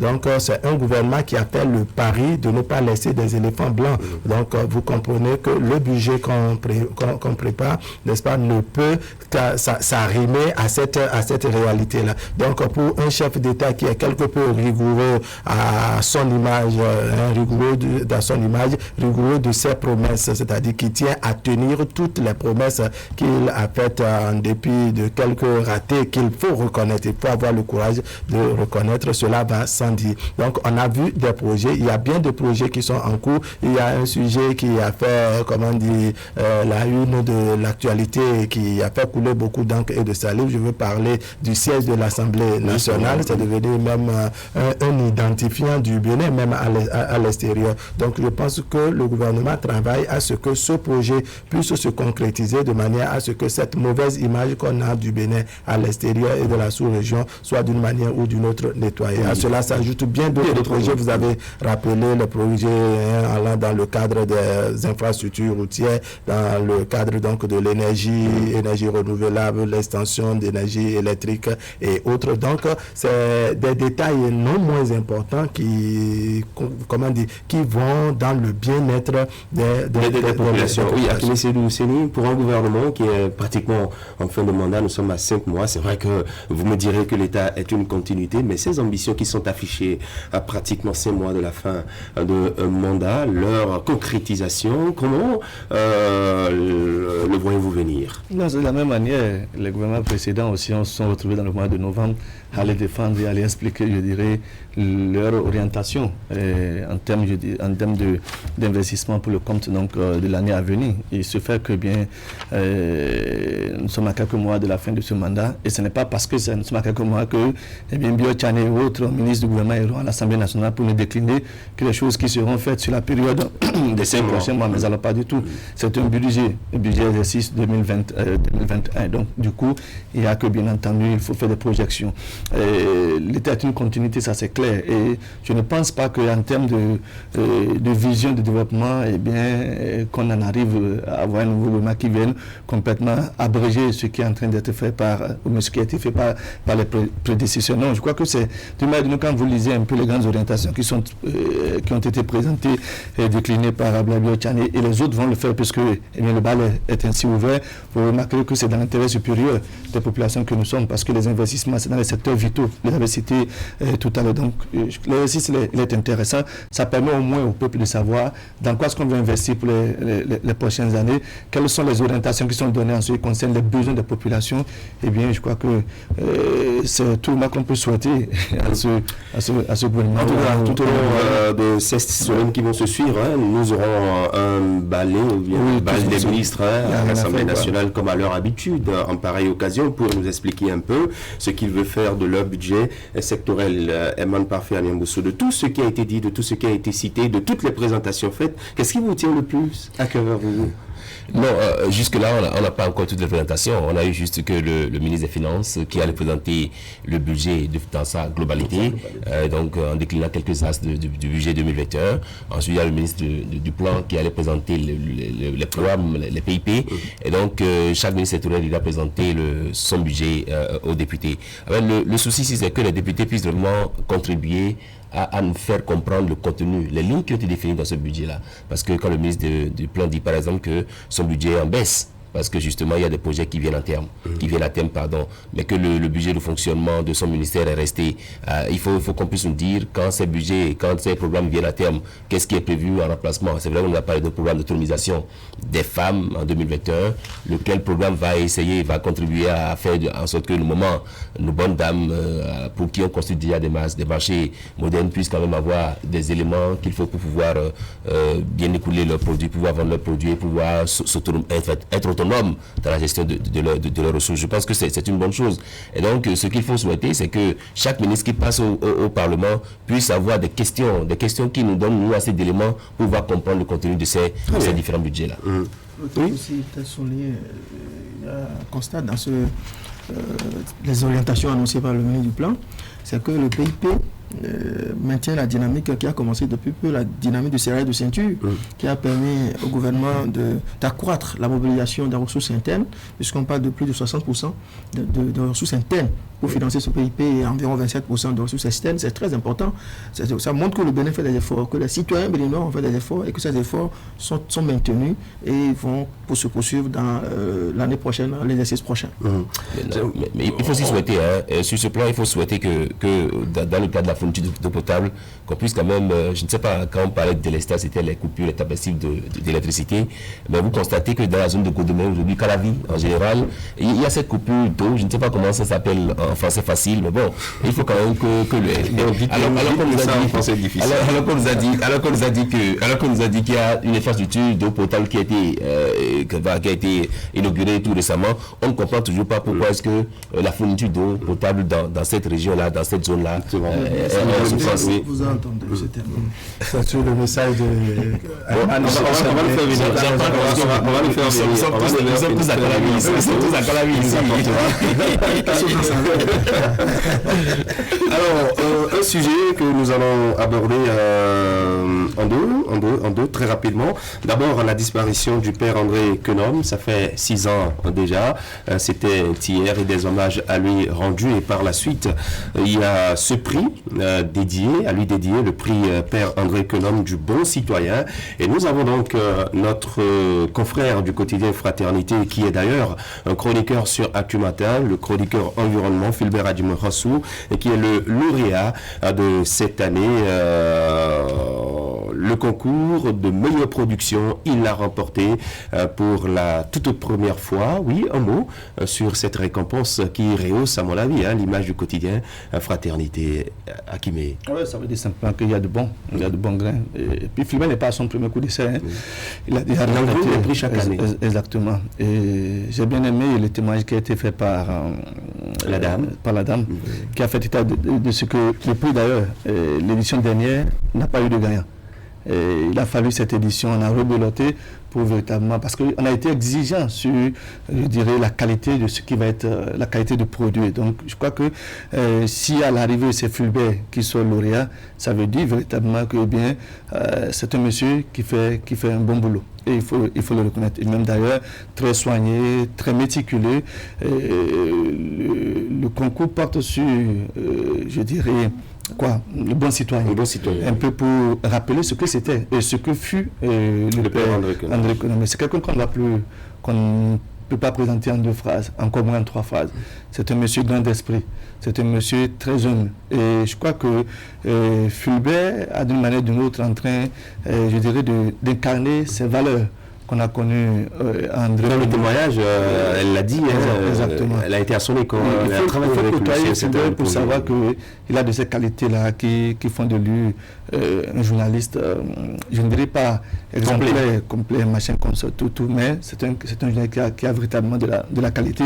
Et moi, c'est tout heureux de le voir en train d'engranger de ces récompenses-là. Et donc, au-delà, comme l'avait dit le père André Quenom, si on doit s'asseoir ce matin pour, je dirais, remémorer qui il était, franchement, je crois qu'on ne finira pas. En gros, il faut souhaiter que Fulbert continue sur cette lancée-là, comme il a déjà si bien amorcé, et que bien d'autres Fulbert aillent à cette école pour qu'on ait véritablement des confrères chevronnés et rompus à la tâche. Bien d'autres Fulbert pour ceux qui existent déjà, pour ceux qui travaillent ou pour ceux qui vont venir après. Je pense que les prix comme ça, quand on les remporte, n'est-ce pas, ce sont de bonnes nouvelles, ce sont des éléments qui viennent motiver, qui viennent inciter, même dans la troupe, c'est-à-dire dans le lot, les gens reconnaissent qu'il y a de bons grains et que ça crée une forme de concurrence, même à l'interne. Donc, Fulbert, on l'a souligné, il n'est pas à son premier coup d'essai, n'est-ce pas, et pour cette fois-ci, ça s'apparente à un coup de maître. Père André Quenom, paix à son âme, n'est-ce pas, n'était pas ou ne fut pas un petit quelqu'un, comme on dit. C'est un grand homme qui s'est illustré par ses œuvres, par des actions qu'il a posées, sa disponibilité et son sens d'écoute. Les témoignages lors de sa mort il y a 6 ans, aujourd'hui, il y avait assez d'unanimité autour de sa personne, faisant état de ce que c'était vraiment un homme disponible et disposé. Et donc, un Fulbert Adjimerassou, dont qui participe à ce concours lancé l'année dernière, puisque c'était ça la première édition, et qu'on a senti plus ou moins une certaine négligence dans les, comment dire, dans les productions, ce qu'on attendait, ce que le journal La Croix attendait pour pouvoir illustrer le père André Quenome, on ne l'avait pas trouvé. Il a fallu cette nouvelle année parce qu'ils n'ont pas croisé les bras. Ils ont estimé que si on relançait, c'est sûr qu'on finira par trouver ceux qui, même s'ils n'arrivent pas à bon port, pourraient au moins s'approcher des valeurs incarnées par le père André Quenome. On a parlé de citoyenneté. Vous n'êtes pas sans savoir, Fulbert Adjimerossou, c'est quelqu'un amoureux de l'environnement, très exigeant, très méticuleux également. Et donc, dire qu'il a gagné ce prix, ça ne devrait même pas surprendre. Un avantage pour lui, pour avoir collaboré avec le père André Quenome? Oui, je pense que ce prix est dédié à un confrère de fraternité. C'est exactement comme si on venait... Du groupe de presse Fraternité. Oui, Fraternité dans le groupe de presse. Donc je pense que ça ne vient que corroborer ou ça ne vient que justifier tout ce qu'il y a eu comme relation entre Père André Quenome, Père son âme, et 43 Bénin Fraternité, parce qu'il était pratiquement le consultant maison pour tout ce qui est des questions électorales. Il était l'invité de... Oui, il est là, André Dossa est là. Plusieurs fois son invité sur plusieurs émissions. Et en dernière position pour un André puisse donner témoignage à un autre André qui est parti. Et donc c'est bien. Félicitations à Fulbert Adjimerossou qui a eu ce prix, un premier prix infructueux, un deuxième prix donc il est aujourd'hui le premier à avoir eu ce prix-là. Je pense que c'est une bonne chose, amoureux de l'environnement. Et ce qui est bien, c'est le papier qu'il a fait. Un papier qui parle des personnes handicapées. Les personnes handicapées, et dans le témoignage que j'ai lu, il dit que c'est sa mère qui a consacré ces derniers jours sur Terre aux personnes handicapées. Et donc il a essayé de faire une descente dans ce milieu-là pour voir un peu la vie des personnes handicapées en pleine crise de Covid-19. Je pense que c'est une bonne chose. Le papier, j'ai envie de le lire, je vais rapidement le chercher à la fin de l'émission pour le lire et comprendre un peu de quoi il est question. Merci beaucoup. Parce que justement, quand on a des gens comme Alagbada Noël, qui sont, rappelons-le, de la vieille école et qu'on a eu ce prix-là, il faut s'en féliciter. André Dossa, rédacteur en chef, quel regard portez-vous sur un confrère? Il faut déjà saluer nos confrères de la Croix et toutes les parties prenantes à cette initiative. L'année dernière, on a mal vécu le fait que le concours a été déclaré infructueux parce que les production n'était pas à la hauteur. On parle de l'à peu près. Et c'est déjà très bien que le comité d'organisation ait pris cette lourde responsabilité de déclarer le concours infructueux parce que André Quenome, il mérite tout ce qu'il y a de bien. Il mérite la qualité, la très haute qualité. Il mérite qu'on entoure son nom de beaucoup de soins, beaucoup de qualité, c'est déjà bien. Et aujourd'hui, Fulbert qui remporte ce concours, vous savez, ce n'est pas un hasard. Ce jeune homme, il faut voir tout le sérieux qui caractérise son travail. Il est très méticuleux, très rigoureux envers lui-même et le choix de ces sujets. C'est très important. Parce qu'il ne suffit pas de venir s'asseoir sur un plateau et d'éviter des choses ou encore apporter des sentiers, des raccourcis pour dire que l'on fait du journalisme. C'est très important et moi je suis d'autant plus fier aujourd'hui qu'il est de cette maison, il est de fraternité, du groupe de presse Fraternité. Il faut l'encourager et souhaiter que beaucoup d'autres jeunes puissent aller à son école et qu'ils puissent s'intéresser, n'est-ce pas, à la vie du père André Quenome. Il y a une valeur qui mérite d'être immortalisée. Ce concours seul ne suffit pas. Il faudrait souhaiter qu'il y ait beaucoup d'autres initiatives pour l'immortaliser et surtout enseigner les valeurs qui ont été les siennes aux jeunes, n'est-ce pas, pour faire des émules. D'accord. Voilà. Vous avez profité pour rendre un grand hommage au père André Quenome, on le rappelait, ça fait 6 ans déjà qu'il nous a quitté. On va passer au dernier sujet de ce matin avant de recevoir Yves Zissou-Zolon, le team média. Hugues, pardon. J'étais en train d'échanger avec Yves, l'infographe de Canal 3. Hugues Zissou-Zolon, le team média officier des Écureuils du Bénin. Parlons donc des éliminatoires de la CAN Cameroun 2021. Le compte à rebours est lancé. Hakimi Seydou Ousseni avec des absents dans notre collectif, des soucis à nous faire face aux Lesotho? Bon, a priori, oui, mais bon, connaissant un peu le patron de la troupe qui dégage sérénité et puis confiance, je crois qu'on ne va pas forcément on va pas être trop alarmiste, voilà, c'est introduisant. Parce qu'en réalité, oui, c'est bien Soukou absent, on sait toute la qualité de ce monsieur, un certain Olivier Verdon absent, on sait également ce qu'il constitue pour l'axe défensif des Écureuils du Bénin, et puis à côté, Jonathan Dioti aussi aussi absent. Bon, c'est vrai qu'ils auraient voulu être là, mais les clubs, bien entendu, et puis le contexte de Covid n'ont pas été de nature à favoriser les choses parce que, bon, à raison avancée, c'est le Soukou, s'il retourne après le match, la double confrontation avec le Lesotho, il doit partir en quarantaine alors qu'il constitue un maillot essentiel pour sa formation. Haïd Adeno a disputé l'Europa League et donc un joueur testé positif dans la fleuve, lui également s'est vu testé positif, donc nous ne pouvons pas faire le déplacement. Et puis enfin, Jonathan aussi récupéré et retenu par son club Ango. Et nous avons trois absents qui peut-être impacteront. Mais je crois en plus donc du capitaine Stéphane Session. Stéphane Session, on a déjà fait sans Stéphane Session à l'occasion du match amical. C'est vrai qu'il reste un grand bagarreur, mais quand on connaît un peu les critères avec lesquels Dussuyer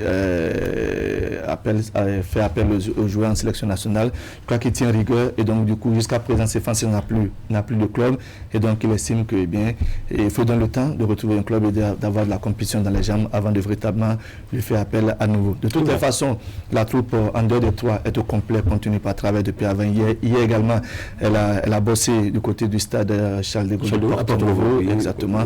Ça va se rappeler sur ce stade qu'on va se disputer le match, c'est pour le samedi prochain. C'est une double confrontation. Le match aller à côté, le match retour sera donc du côté de Lesotho. De toutes les façons, il y a quand même encore de la valeur dans l'effectif dont dispose Michel Dussuyer. Gardons la tête sur les épaules, sérénité totale et puis on va voir ce que ça va donner. Oui, André Dossé, amoureux des écureuils du Bénin. Et vous aussi, Wakabali Bara? Oui, c'est vrai, il faut reconnaître que c'est une équation quelque peu difficile à résoudre pour Michel Dussuyer.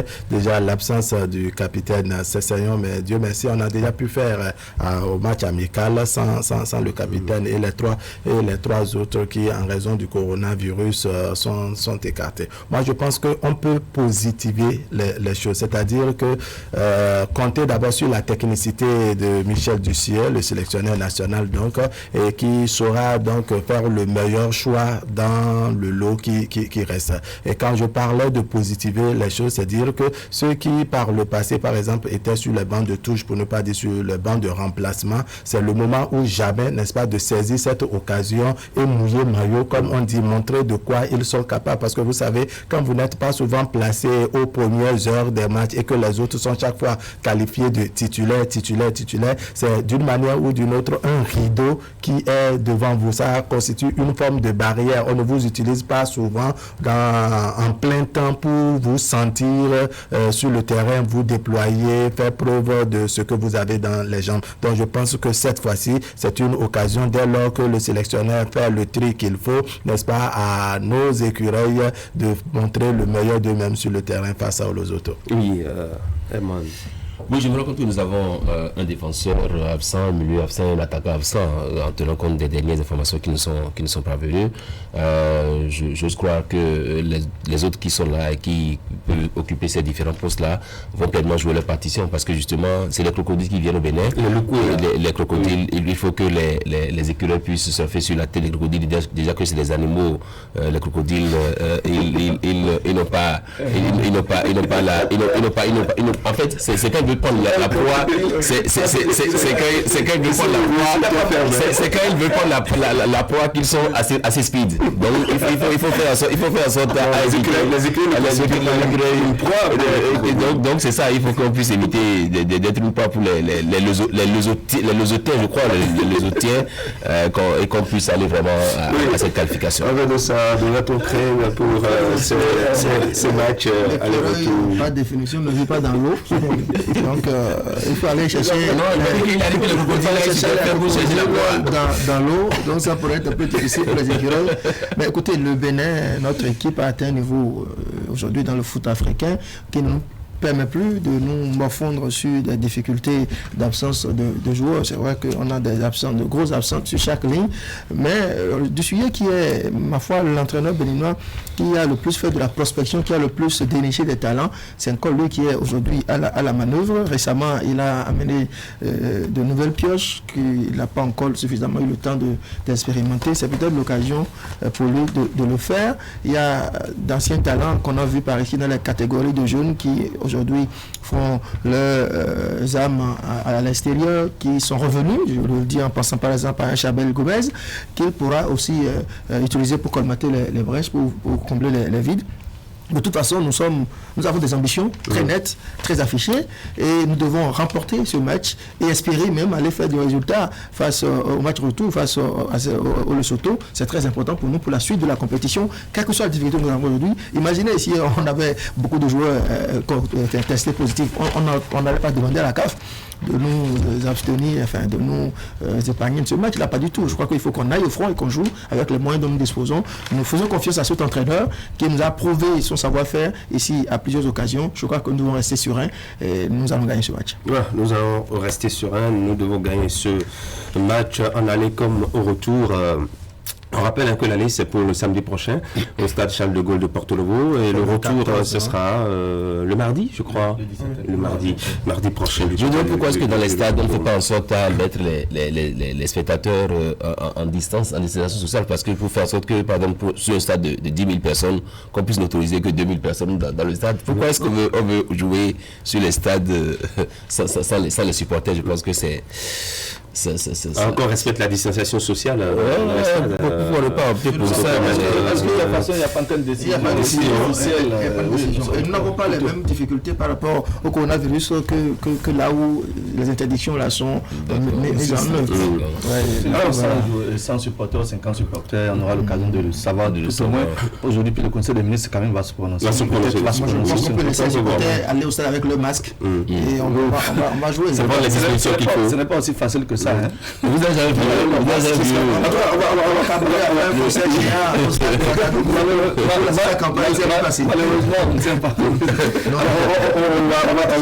donner la parole tout à l'heure à Eric. On va donner la parole à Eric Domingo qui est chargé de l'animation au Conseil national des supporters du Bénin.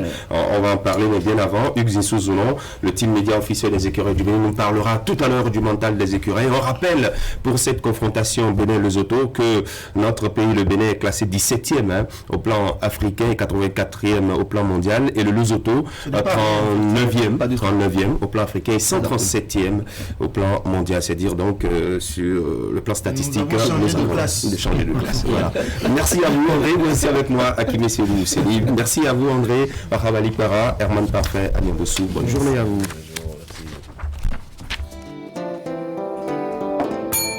Mon bidon de compteur, s'il vous plaît. Je suis sur Djawami. Je me déplace toujours avec mon bidon. Ah, il a son petit frère. Oui, papa. Ce n'est plus la peine de trimballer le 10 litres dans vos déplacements. Ils ont inventé ceci pour nos clients. Je suis et demain le vrai docteur. Et c'est toujours moins cher. Alors, le 10 litres pour la famille et son petit frère pour les déplacements. Et ça coûte combien? Le bidon est à 400 francs dans les buvettes, bars et maquis. Le pack de 6 est à 1500 francs seulement. C'est surtout disponible partout et sur toute l'étendue du territoire national. Chez tous les revendeurs, réclamez votre eau de comtesse à 400 francs et le pack de 6 à 1500 francs. Et pas roulez-vous. Eau comtesse, eau du Bénin. Comtesse, le plaisir de tous les jours. Nous prenons des mesures de sécurité pour vous et pour nous. Face au Covid-19, LBM Syst Location de voitures vous protège. Nous mettons un point d'honneur sur le respect des consignes par nos conducteurs.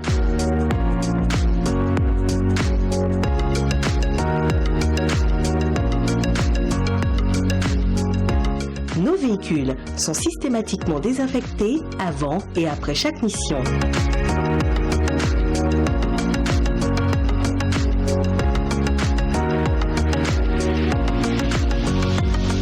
Faites-nous confiance. Votre sécurité, notre préoccupation. Syst LBM Location de voitures, contact 60 60 60 63.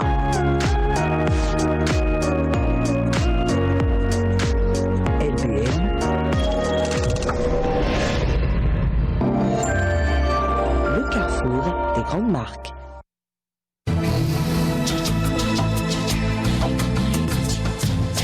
Vous Vous aimez la qualité, vous exigez la finesse. Pour tous vos travaux en impression, flyers, affiches, dépliants, brochures, calendriers, facturiers, faire-part, carte de mariage, carte de visite et vos travaux en sérigraphie. Une seule adresse, l'imprimerie du groupe de presse Fraternité qui vous propose des prix défiant toute concurrence. Imprimerie Fraternité, c'est une équipe dynamique avec du matériel de dernière génération capable de vous produire en quantité, qualité et avec célérité. Imprimerie Fraternité, nous sommes situés à Ménotin dans l'avant de la station Sonacop. Contact 97 60 79 34 95 34 10 47. À l'imprimerie du groupe de presse Fraternité, la qualité est garantie.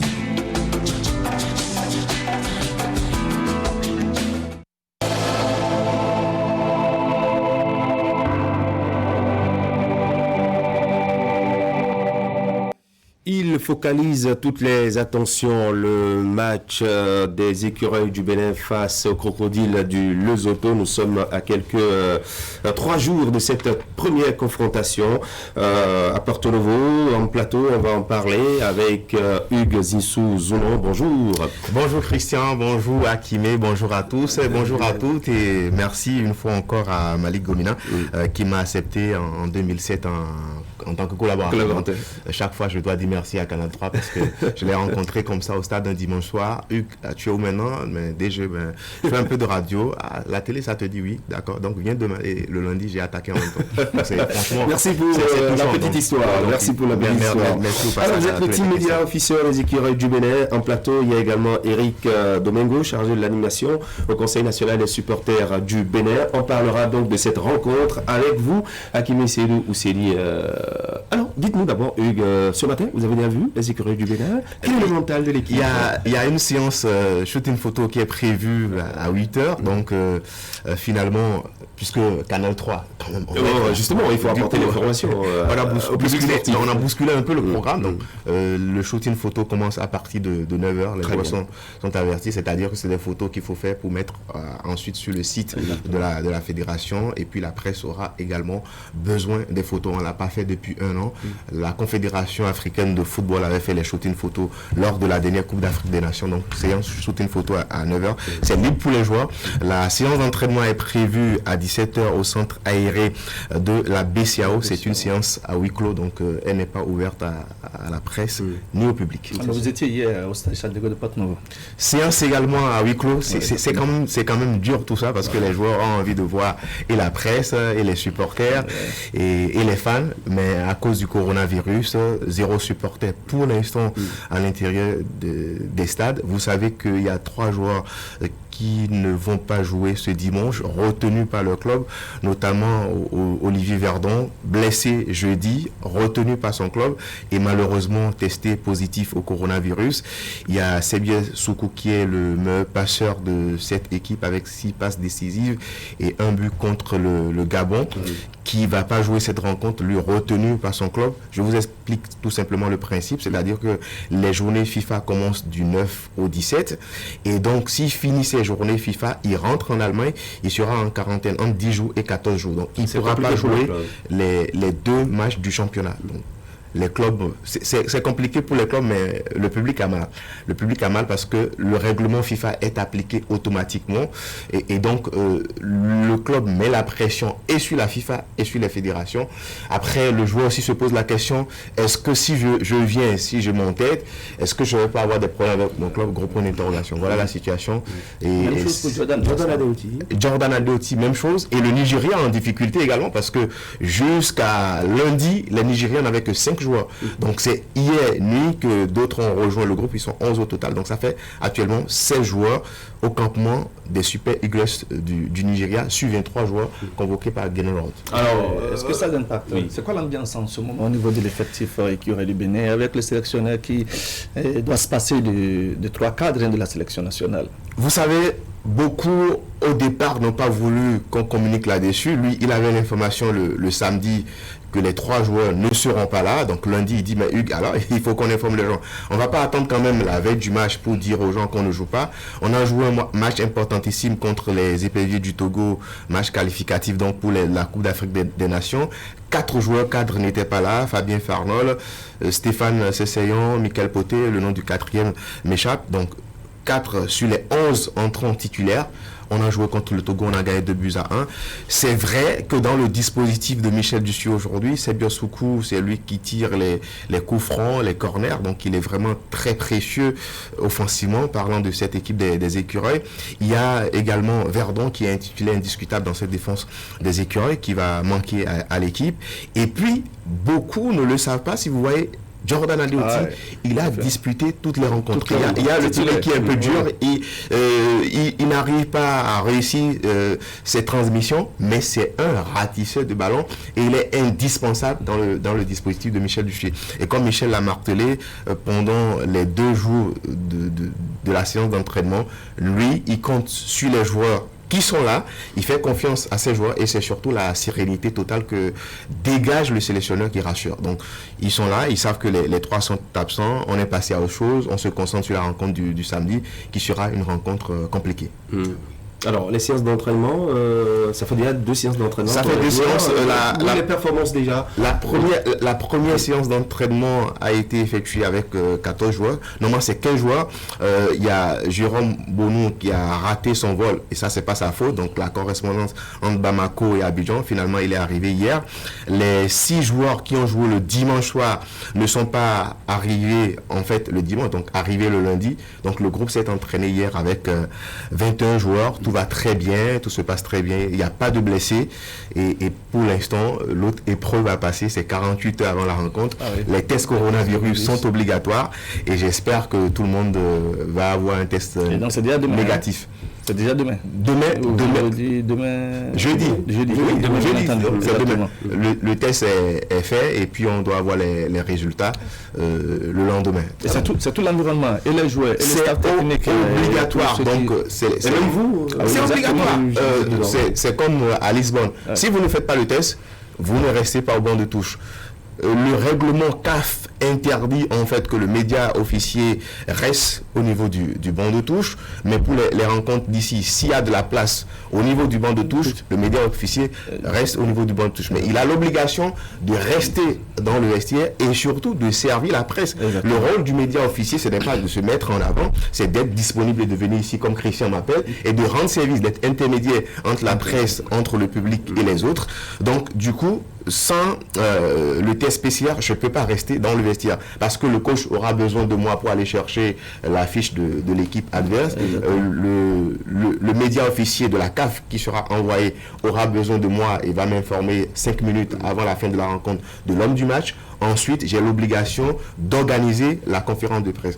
Cette fois-ci, c'est une rencontre particulière. Pour l'instant, on ne sait pas si ce sera une rencontre à huis clos. La décision viendra probablement aujourd'hui du ministère de la Santé et du ministre des Sports. On verra si c'est une rencontre à huis clos. Ce qui est sûr, c'est que la Confédération africaine de football a demandé au pays de jouer les rencontres à huis clos. C'est vrai que le match Togo-Bénin, Bénin-Togo reste un référentiel, vous l'avez énuméré tout à l'heure. Quel changement possible en ce moment avec Michel Dussuyer en l'absence de ces 3 joueurs? Franchement, je ne suis pas sélectionneur, mais je vais donner un avis de journaliste. Exactement. Alors, comment ça se passe? C'est-à-dire que des fois, vous voyez le public qui est en rage de ne pas voir tel joueur titulaire ou tel joueur absent le jour du match. Exactement. Tout est noté.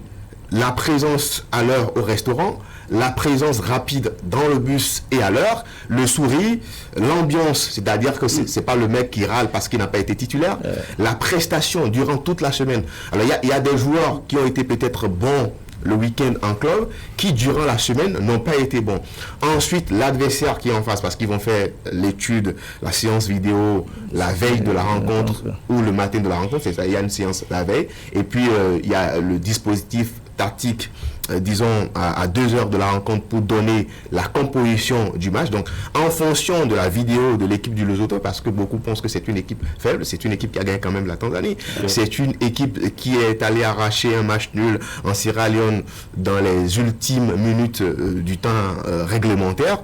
Donc, c'est une équipe qui a de la qualité. C'est une équipe qui a posé des problèmes au Nigeria à domicile. 1 partout, 2-1. Après, la rencontre s'est soldée sur le score de 4-2. Donc, c'est une équipe à prendre au sérieux.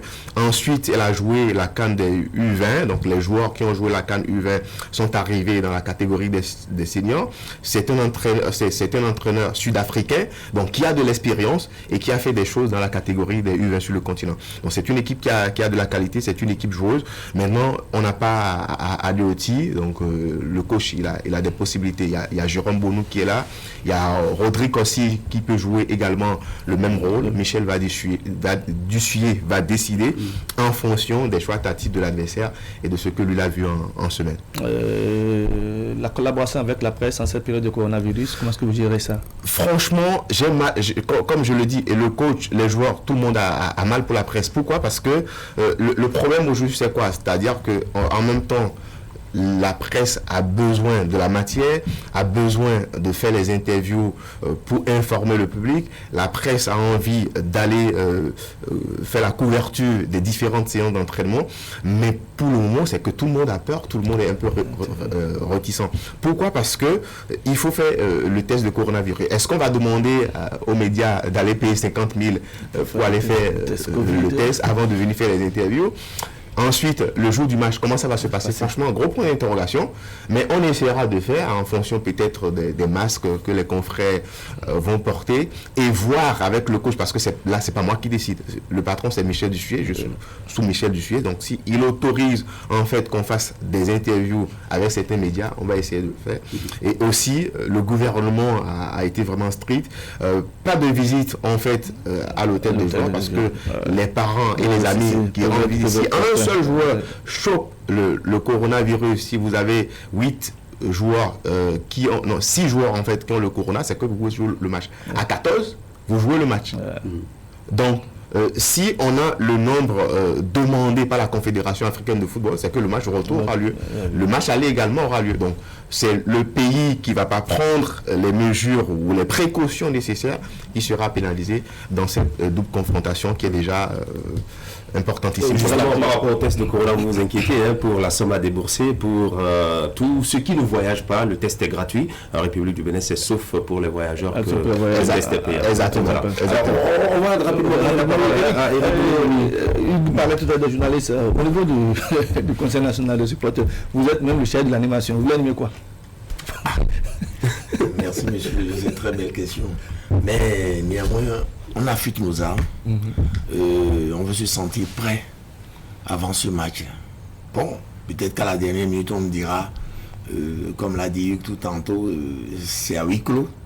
Bon, on va rester sur notre faim. Une grosse déception pour nous. C'est sûr, ça c'est sûr, parce que pour regrouper tous les animateurs, c'est de l'argent. Ah oui, il faudrait payer les déplacements, le rafraîchissement. Soit bien, bon, on est habitué. Est-ce que vous avez déjà au moins échangé avec le patron d'Espoir, puisque... Bon, on a écrit, mais on n'a pas eu suite à notre lettre depuis longtemps. Mais ce qui est certain, par rapport au dire du ministre, il aimerait bien que tous les supporters soient là, parce que je vois mal les écureuils jouer sans les supporters. Parce que, quelque part, nous sommes le 12e joueur. Et on doit galvaniser nos gars parce que nous avons concocté un répertoire très alléchant. Et donc, vraiment, ce match-là, il nous tient à cœur. Oui, c'est vrai que vous avez fait des répétitions sans savoir si on a fait des répétitions. Comment ça se passe? Les répétitions, ça n'a pas été du tout facile.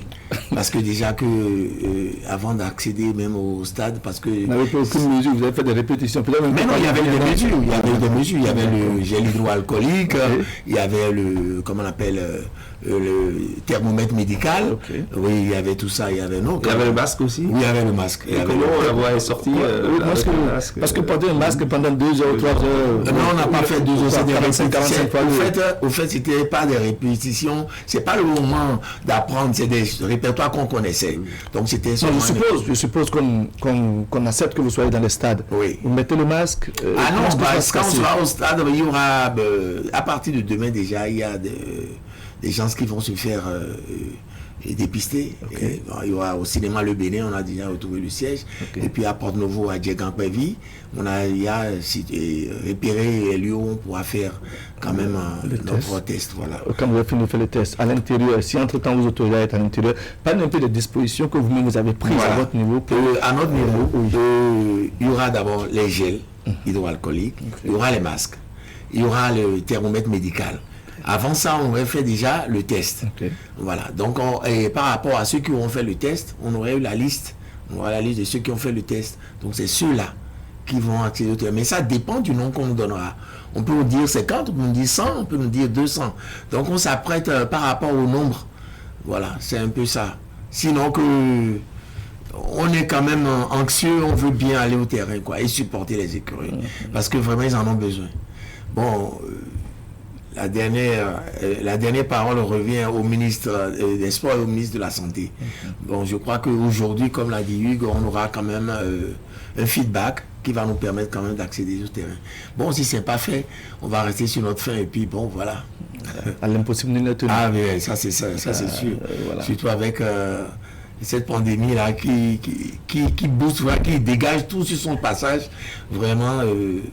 Bon, on attend de voir. On rappelle que le match c'est pour le samedi prochain. Le samedi prochain. À partir de 17h. Vous savez, par rapport à la décision de la Confédération africaine et l'ouverture, en fait, en demandant si un pays veut avoir des supporters au stade par rapport à l'ouverture, la Tanzanie a joué samedi dernier le derby Yanga Simba avec 57 000 spectateurs. Donc c'est de la folie. Depuis mars, la Tanzanie a joué toutes ces rencontres du championnat avec au moins 20 000 spectateurs dans certains stades, 55 000, surtout quand on parle de ce derby, c'est de la folie, c'est le pays le plus fou actuellement. Donc les Tanzaniens en fait se posent la question, est-ce qu'ils vont jouer la double confrontation sans public? Le Niger a joué la fois dernière en amical autour de 25 000 voire 30 000 spectateurs.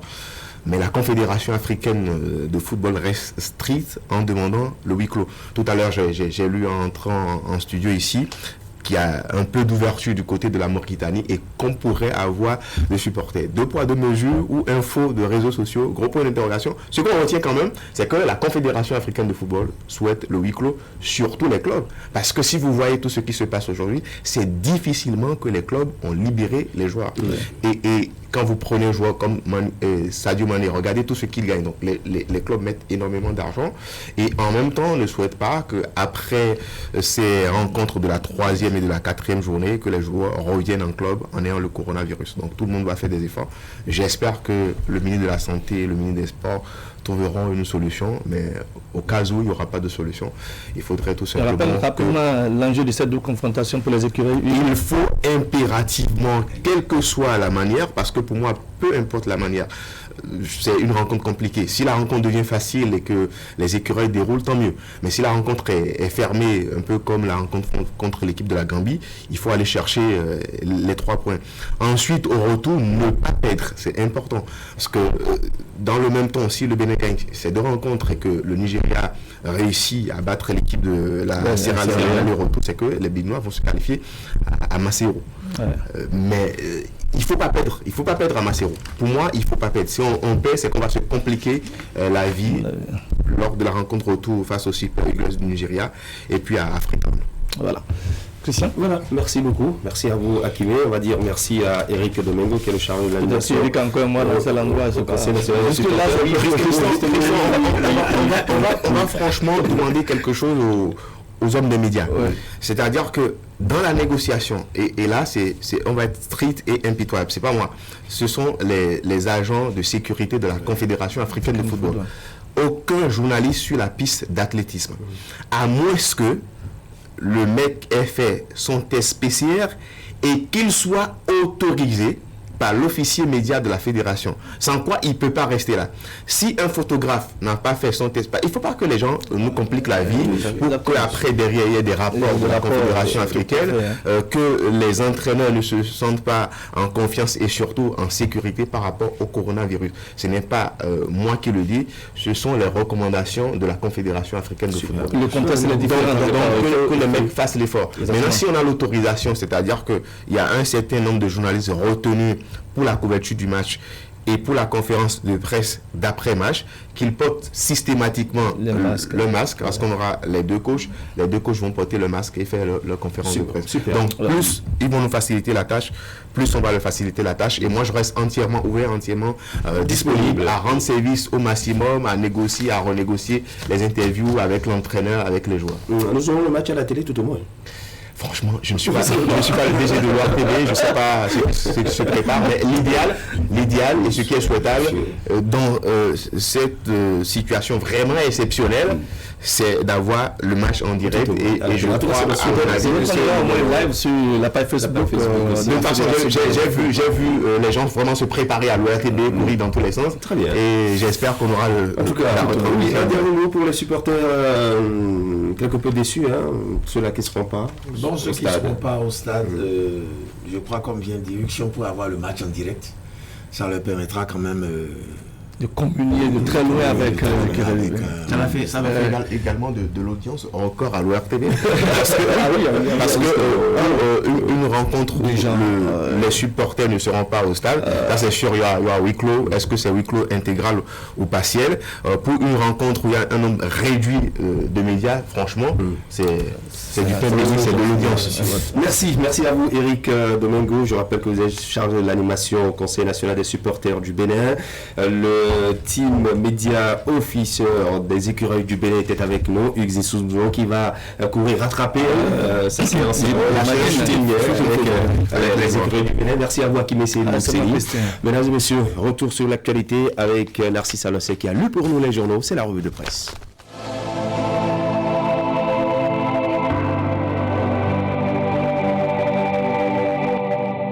Bonjour à toutes et à tous. La plupart des journaux parus ce matin s'intéressent à la visite annoncée du chef de l'État sur le chantier de construction d'infrastructures lancé par son régime.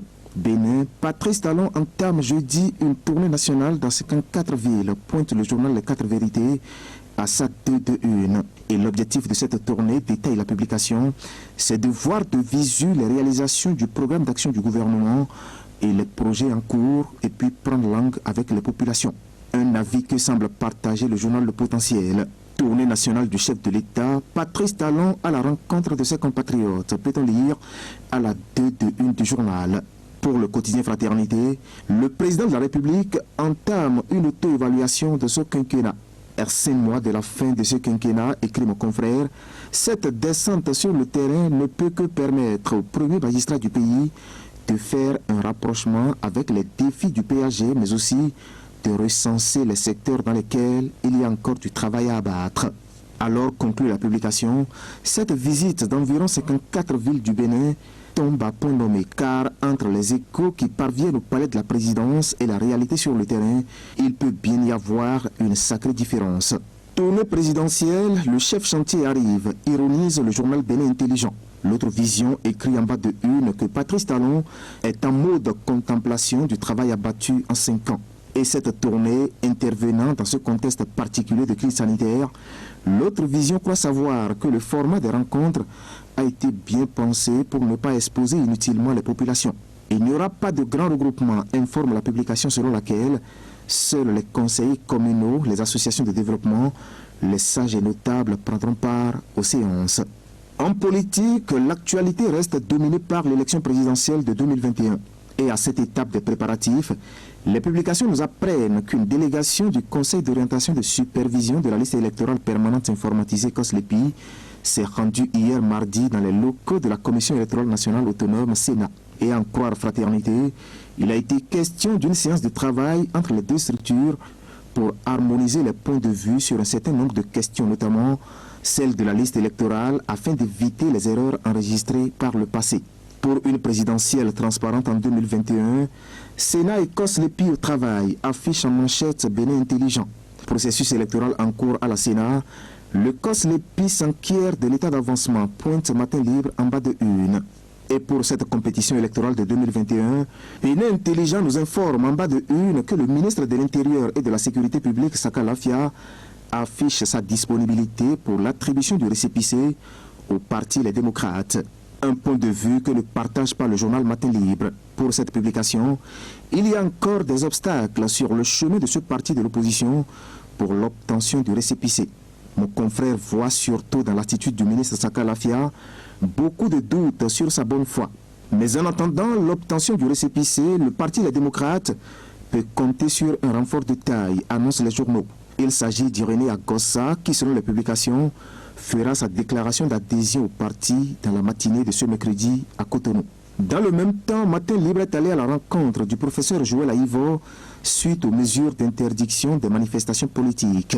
Et à l'universitaire, potentiel candidat à la présidentielle de 2021, de déclarer à la une du journal que la démocratie triomphera.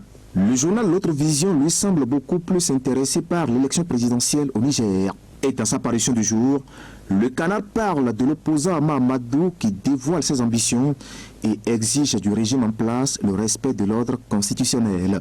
Devant la presse internationale en début de semaine, détaille L'Autre Vision, l'opposant a peint en noir la gouvernance actuelle au Niger. Plus rien ne va dans le pays, aussi bien dans le domaine de la gestion des ressources minières que dans les domaines de l'agriculture, de l'éducation et de la gestion de l'administration publique, a laissé entendre l'opposant dans les colonnes du journal L'Autre Vision. Du Niger au Mali, les journaux nous annoncent ce matin le décès de l'ancien président Amadou Toumani Touré. La nation nous amène à l'Assemblée nationale et nous apprend que le bal des ministres s'ouvre déjà devant la commission budgétaire. Un rituel commencé hier mardi par le ministre d'État chargé du plan du développement, Ablé Biotchane, qui est allé défendre le projet de budget de son département gestion 2021. Lequel budget, qui ajoute fraternité, s'établit à 13 814 178 000 francs CFA. Un projet de budget qui est en baisse par rapport à celui de 2020, constate le Canard de Ménantin. Le journal L'Économiste consacre sa manchette du jour à la prospérité en Afrique.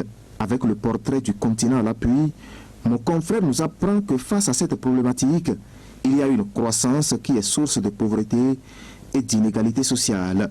Le même journal nous apprend que pour la technique de mise à niveau groupée, le BRMN outille les consultants nationaux.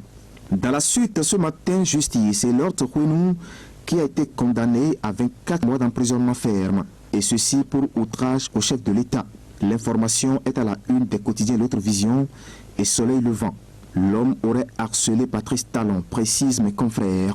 D'une condamnation à une autre, le potentiel nous amène sur l'affaire évasion à la prison civile d'Apo-Misérité et nous informe que la sanction des 3 ans d'emprisonnement ferme infligée aux complices est applicable. Pour le moment, relève le journal, le caporal détenu pour atteinte à la sûreté de l'État est en fuite. Dans le même temps, la cellule n'a pas été endommagée par les prisonniers, constate mon confrère, qui exige tout de même un nettoyage systématique du régisseur de cette prison civile au chef cellule. Ces différentes condamnations viennent en pleine session criminelle à la Cour de répression des infractions économiques et du terrorisme CRIET. Session dont le menu est meublé de faits de corruption dans l'administration publique, ajoute L'Autre Vision. En sport, la sélection nationale de football affronte son homologue du Lesotho le week-end prochain en éliminatoire de la CAN 2021. Et pour cette rencontre, la presse annonce ce matin 3 grosses absences dans les rangs des écureuils. Et les photos de ces joueurs qui manqueront à cet appel sont placardées à la une du journal Les 4 Vérités. Il s'agit de Sébio Soukou et Olivier Verdon, retenus par leurs clubs respectifs pour mesures de prévention contre le coronavirus, et Jordan Adeoti blessé. Du coup, constate le quotidien La Nation, le sélectionneur national Michel Dussuet se retrouve face à un casse-tête. On va se quitter ce matin avec une nouvelle plus gaie, surtout pour le quotidien Fraternité, dont un des journalistes vient d'être primé à l'issue d'un concours. Il s'agit de Fulbert Adjimerossou, qui a arraché le trophée de la 2e édition du prix André Quenom du Bon Citoyen. L'information est à la une des quotidiens Fraternité et Matin Libre. C'est l'essentiel à retenir ce matin de l'actualité. vus et commentés par les journaux. Merci de m'avoir suivi et à demain.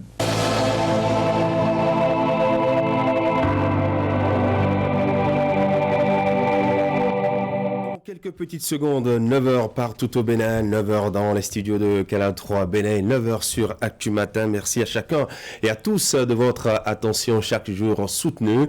Nous dirons également merci à toutes les équipes, notamment de la réalisation avec Christelle Podeko, Rachidi Soubérou et Francis Coco Manette Caméra. Au son, il y avait Achille Nyakadia, Yves Roussoulo a assuré l'infographie et l'habillage écran du jour. Merci à toutes les équipes de diffusion et merci également à Sylvia Rontonji pour le maquillage de toute l'équipe. Très bonne journée du mercredi à tous. Demain jeudi, on se retrouvera toujours avec le même plaisir. D'ici là, portez-vous bien et surtout, gardez votre sourire. Au revoir.